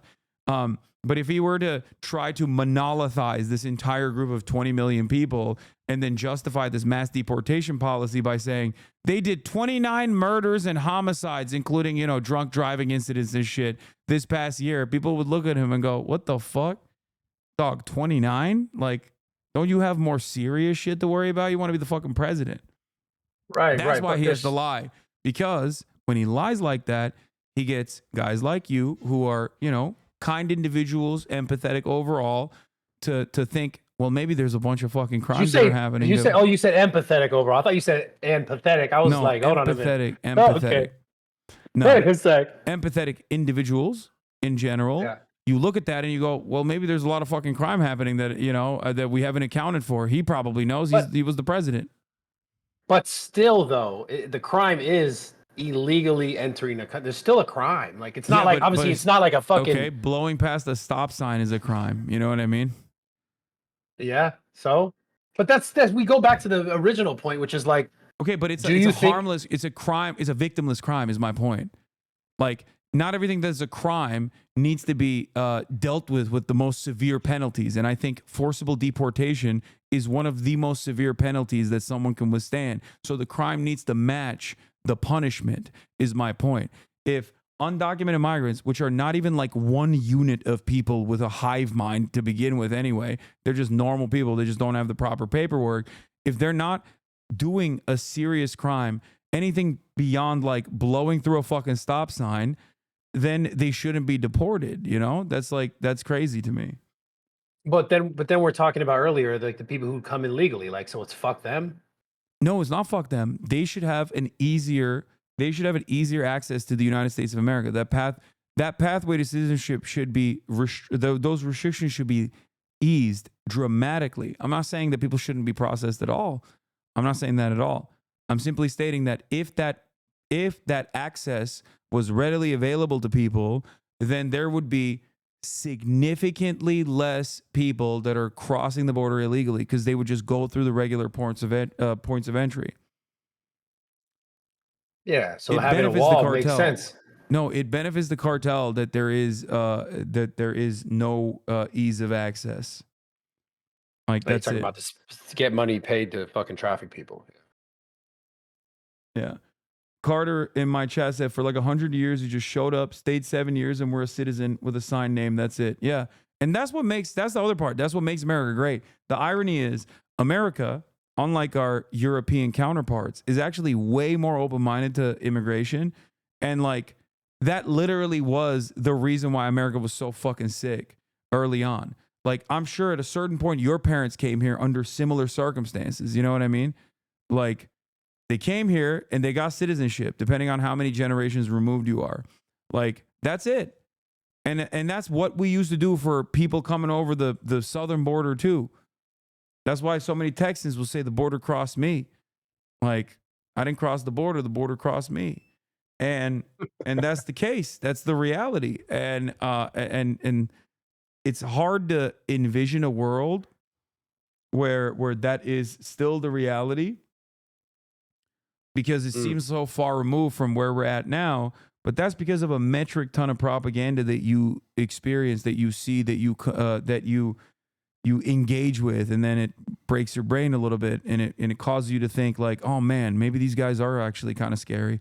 They don't even speak English that good. What the fuck? Like, I'm scared. That's where this comes from. It's the fear of the other. And people like Donald Trump. Do you really think that? What do you mean?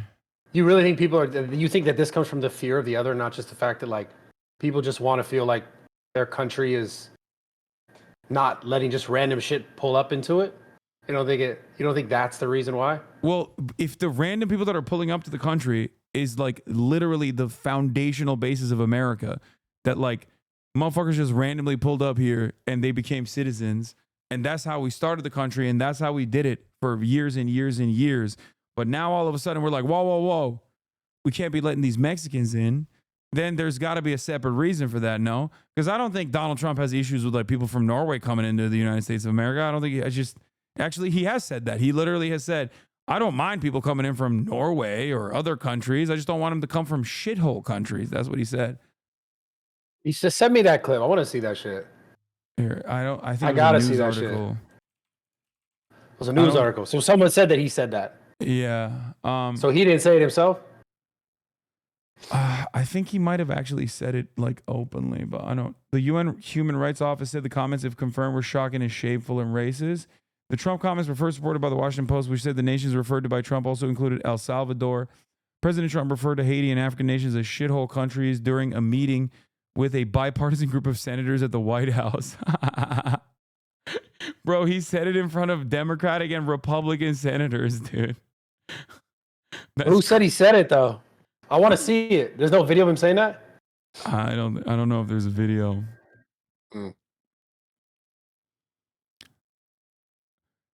Why are we having all these people from shithole countries come here, Trump said, according to these people. Do you think it's that far-fetched for him to say that? Be honest. Yeah, I mean, that just... You don't think it sounds like him? Come on, man. I've watched so many of his goddamn rallies. I'd have to see him say that, bro. I'm a bigger Trump supporter than you, dog. I've watched all of his I know all of his albums. I know his greatest hits. Let me tell you, okay? That sounds exactly like this motherfucker. Yeah, but unless you know he said that shit, it's just we're just saying it because it's probably on an article on fucking CNN. Bro, there are literally... Wait. Oh, don't tell me there's 10 of the articles saying the same thing? No, there are lawmakers that were taken aback. According to people familiar with the reaction, Senator Lindsey Graham and Richard Durbin had proposed cutting the visa lottery program by 50%, then prioritizing countries already in the system, a White House official said. A White House spokesman defended Trump's position on immigration without directly addressing his remarks. The White House did not even dispute the account. Wait, what the fuck are you looking at? I'm sharing the screen. It's a Washington Post article. Oh, here it is. The White House did not even dispute the account.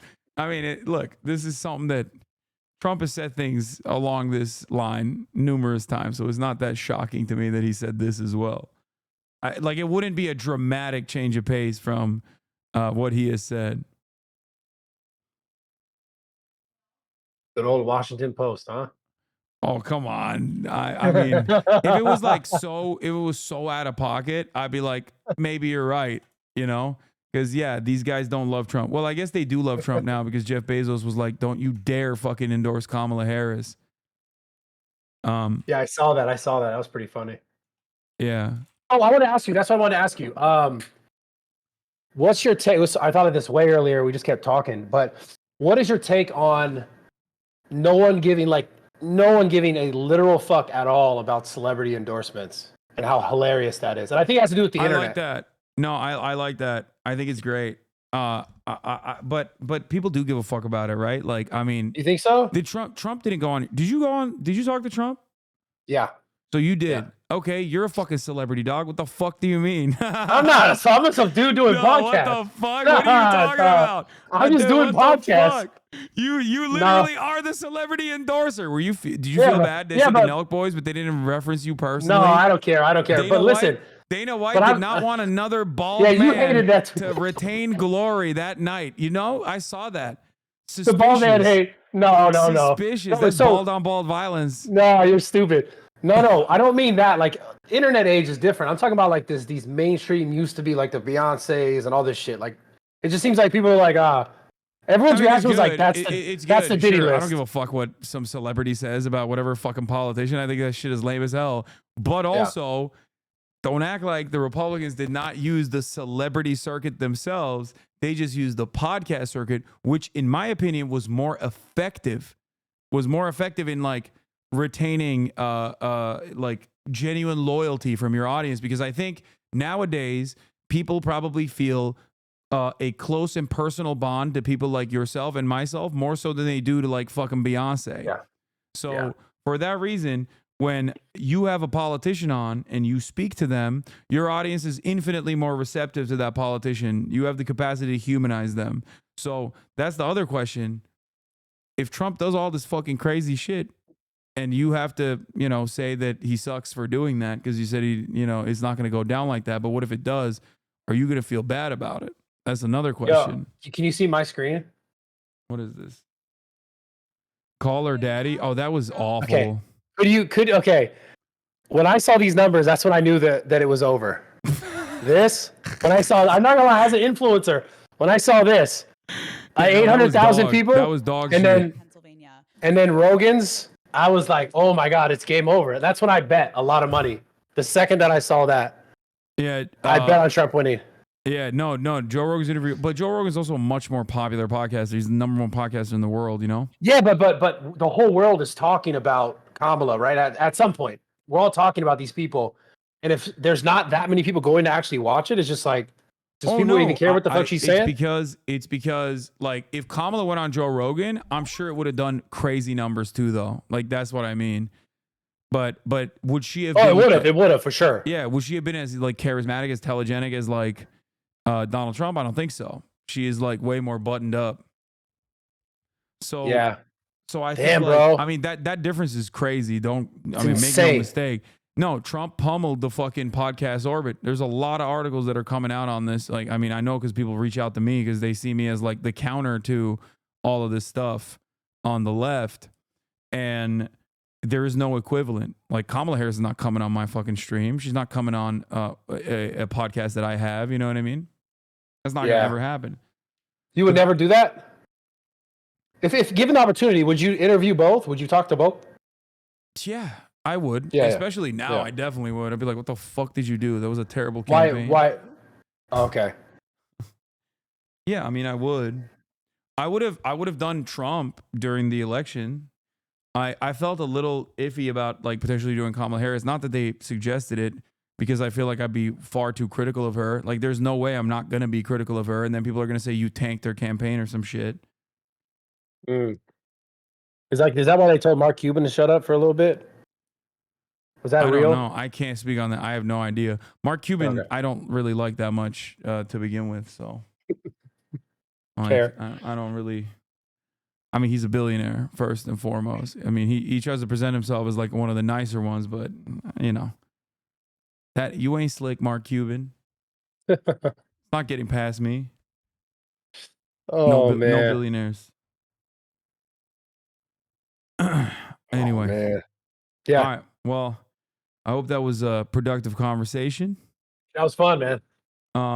Hopefully, we're gonna get. I mean, I don't hope that Donald Trump does these devastating things, but hopefully you'll stay true to your promise. And if the mass deportations happen, I'm gonna check back with you. I'm gonna ask you what your feelings are on it. That's fine. All right. You're I appreciate your time, brother. And you're gonna take it to the Nelk boys too. You're gonna fucking tell them like this is wrong. I hope. And you're gonna have to say sorry when he does what he says he's gonna do. No, dude, if he ends the genocide and also dissolves the Israeli apartheid state, which is never gonna fucking happen, but if he were to do that, of course I'd kiss his fucking feet. Okay, the fuck do you mean? I mean, I don't give a shit. I don't want that to happen. I think that's You also unjustifiable. you also said for Kamala getting like you wanted her to win so bad that you were gonna do a nude photo shoot. No, that was me joking that that's how unlikely it is that she's gonna win Florida and Texas. Oh, that got clipped out of context. I just saw that shit on Twitter and I was like, what is this motherfucker talking about? Is that shocking to you that Not at something all. I said Not at got all. clipped out of context? No, No. I said it is incredibly unlikely that Kamala Harris wins Florida and Texas. If she did, I would do a fucking tasteful nude photo shoot with no dick. That's what I said. That's the only part that went viral. Look at they treat you like Trump. Look at that. Yeah, I know. People clip me out of context all the time. The difference is like I look at all of Trump's statements and I look at Trump's actions, right? So that's the reason why I don't like Trump. Not because I fucking heard him out of context, you know? Yeah, I get you. That was dope though. That was sick. I think you should still run that, huh? Your audience will probably fuck with that. What? No, I'm not doing that. Come on, bro. You know you want to do it. And nah. Maybe. We'll see. If Trump stops the Israeli government from doing an apartheid, I will do the fucking tasteful photo shoot. No dick. Tasteful nude. Okay? All right, bro. Good talking to you. All right. Bye, Bradley. Have a good day, brother. Bye. It was Bradley Martyn, everybody. Owner of the Zoo Culture Gym.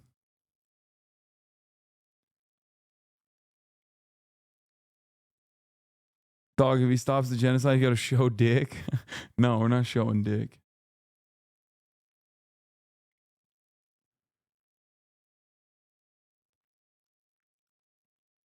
This was heartbreaking to watch. So much misinformation to try to correct. It pulled at me when he was expressing apathy that the systems will never change. He's like 3 steps away from arriving at socialism.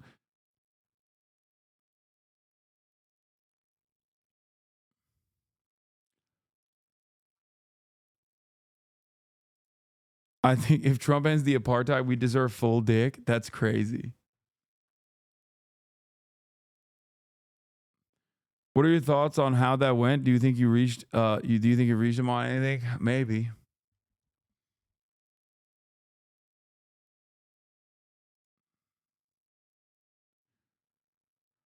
Trump's campaign strategy was to target young men who mostly interacted with politics through Edgy Bro podcasts and social media. In July, campaign manager Susie Wiles tasked the 27-year-old spearheading Trump's podcast circus, Alex Bruzewitz. After dropping a list of shows for Trump to go on, Bruzewitz and senior advisor Danielle Alvarez called the former president one morning while he was on the golf course. I have a list of podcasts I wanted to pitch you. Have you talked this over with Barron, he asked. No, sir, the young staffer told him. Call Barron and see what he thinks and let me know. After scrambling to contact Trump's younger son, whom Melania has shielded from the political fray, Bruzewitz got Barron's sign-off. Their plan was to start with Aiden Ross, a young provocateur mostly known for collabs with celebrities on live streams of video games. And Nazis, by the way. Like, that's crazy that the media has, like, completely dropped the ball on this shit. Like, you're a fucking national political correspondent for the time, and you're like, oh, Aiden Ross, you know, just a funny guy. That's crazy. Anyway. After scrambling to contact Trump's youngest son, podcast strategy was set in motion. I mean, the Aiden Ross one was actually really bad.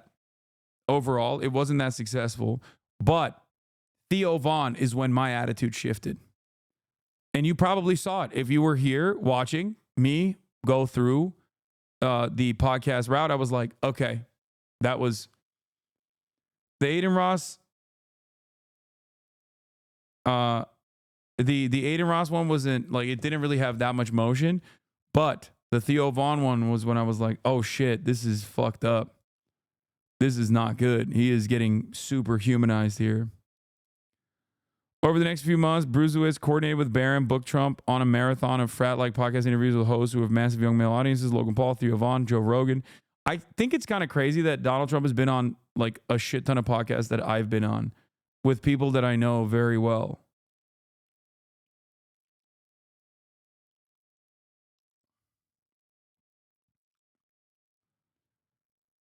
There are some early signs the idea paid off. Preliminary exit polls show that Trump won over the young white men by nearly 60% while making inroads with Latino and black men. He won 42% of voters aged 18 to 29.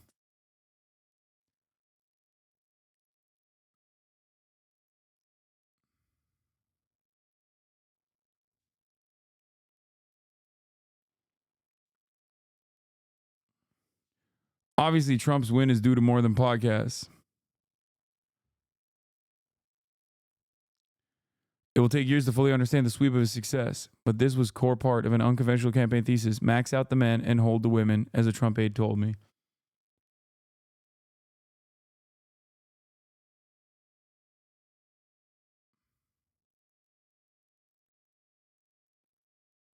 He said Trump said Norway is fine, just not from a shithole country, then brought up articles without anything mentioning Norway. He was trying to imply white supremacy, then you caught him on it, so he gave you half the quote. What do you mean?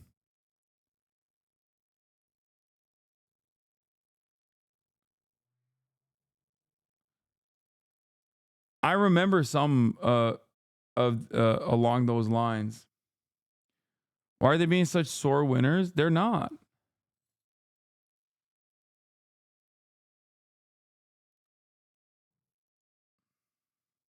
For real, get out of the suit is 8:30, dog. I am. He said it at the rally.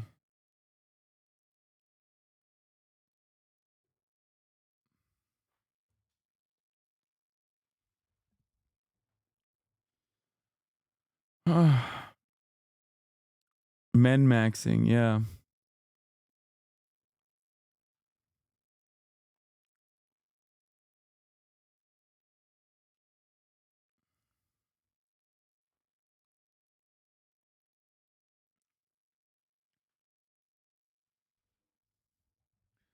For conversations like this, the person you are talking to is not listening. What do you suggest? I suggest you keep at it.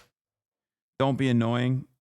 Be kind, understanding, and try to target something that they personally have convictions on. That's just what you're gonna do. That's what you have to do.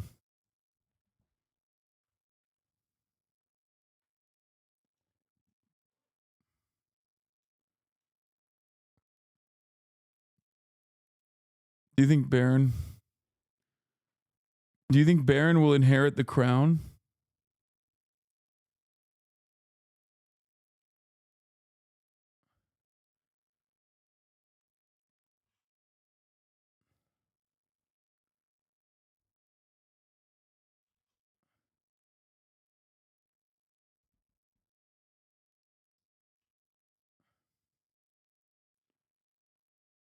Yeah. Anyway, what about when it's one of your parents? You just gotta do the same thing. Anyway, I'm tired, everybody. That's it for me today. I love you all. If you enjoyed the show, please subscribe. Your support, show your support by subscribing. And that's it.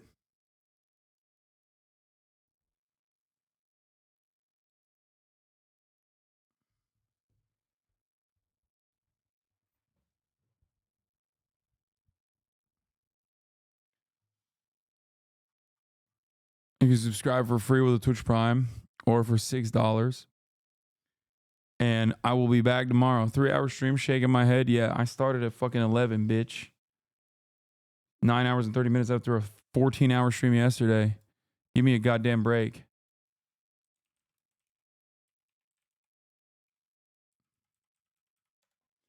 Anyway. I'll be back tomorrow. Starting off the day. All the shadows trickling in has helped people hate. Anyway, bye everybody.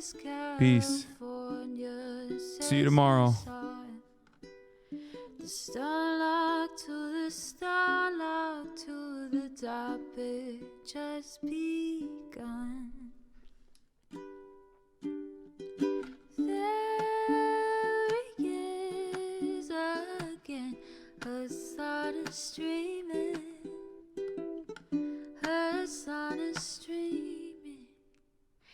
There he is again,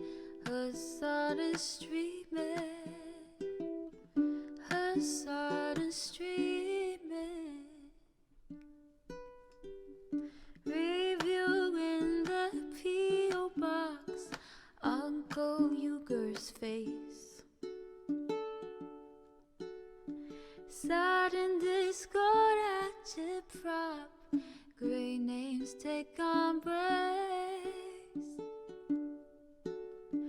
Tiny Bernie Sanders, LGBTQ Air Force. The whole left at your fingertips, Ane at your door. H3 crowded debate, the Young Turks online show. 3 full fucking years of this, plenty more to go.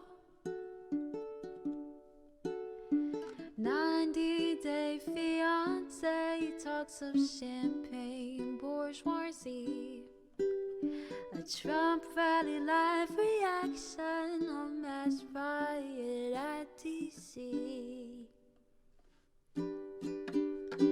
There he is again, Hasan is streaming. Hasan is streaming. There he is again, Hasan is streaming. Hasan is streaming. Reading live stream fair comments, Austin show chat advice. And all the ways the right-wing pipeline can suck you in online. JCS react, Lord frame gets broken, cover blown.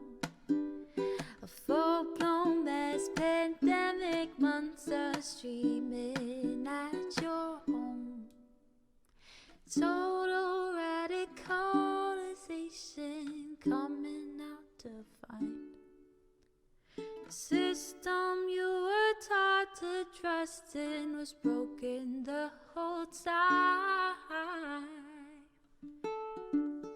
All these daily streams, whether big or whether small, have helped me and so many find the meaning through it all. There he is again, Hasan is streaming. Hasan is streaming. There he is again, Hasan is streaming. Hasan is streaming.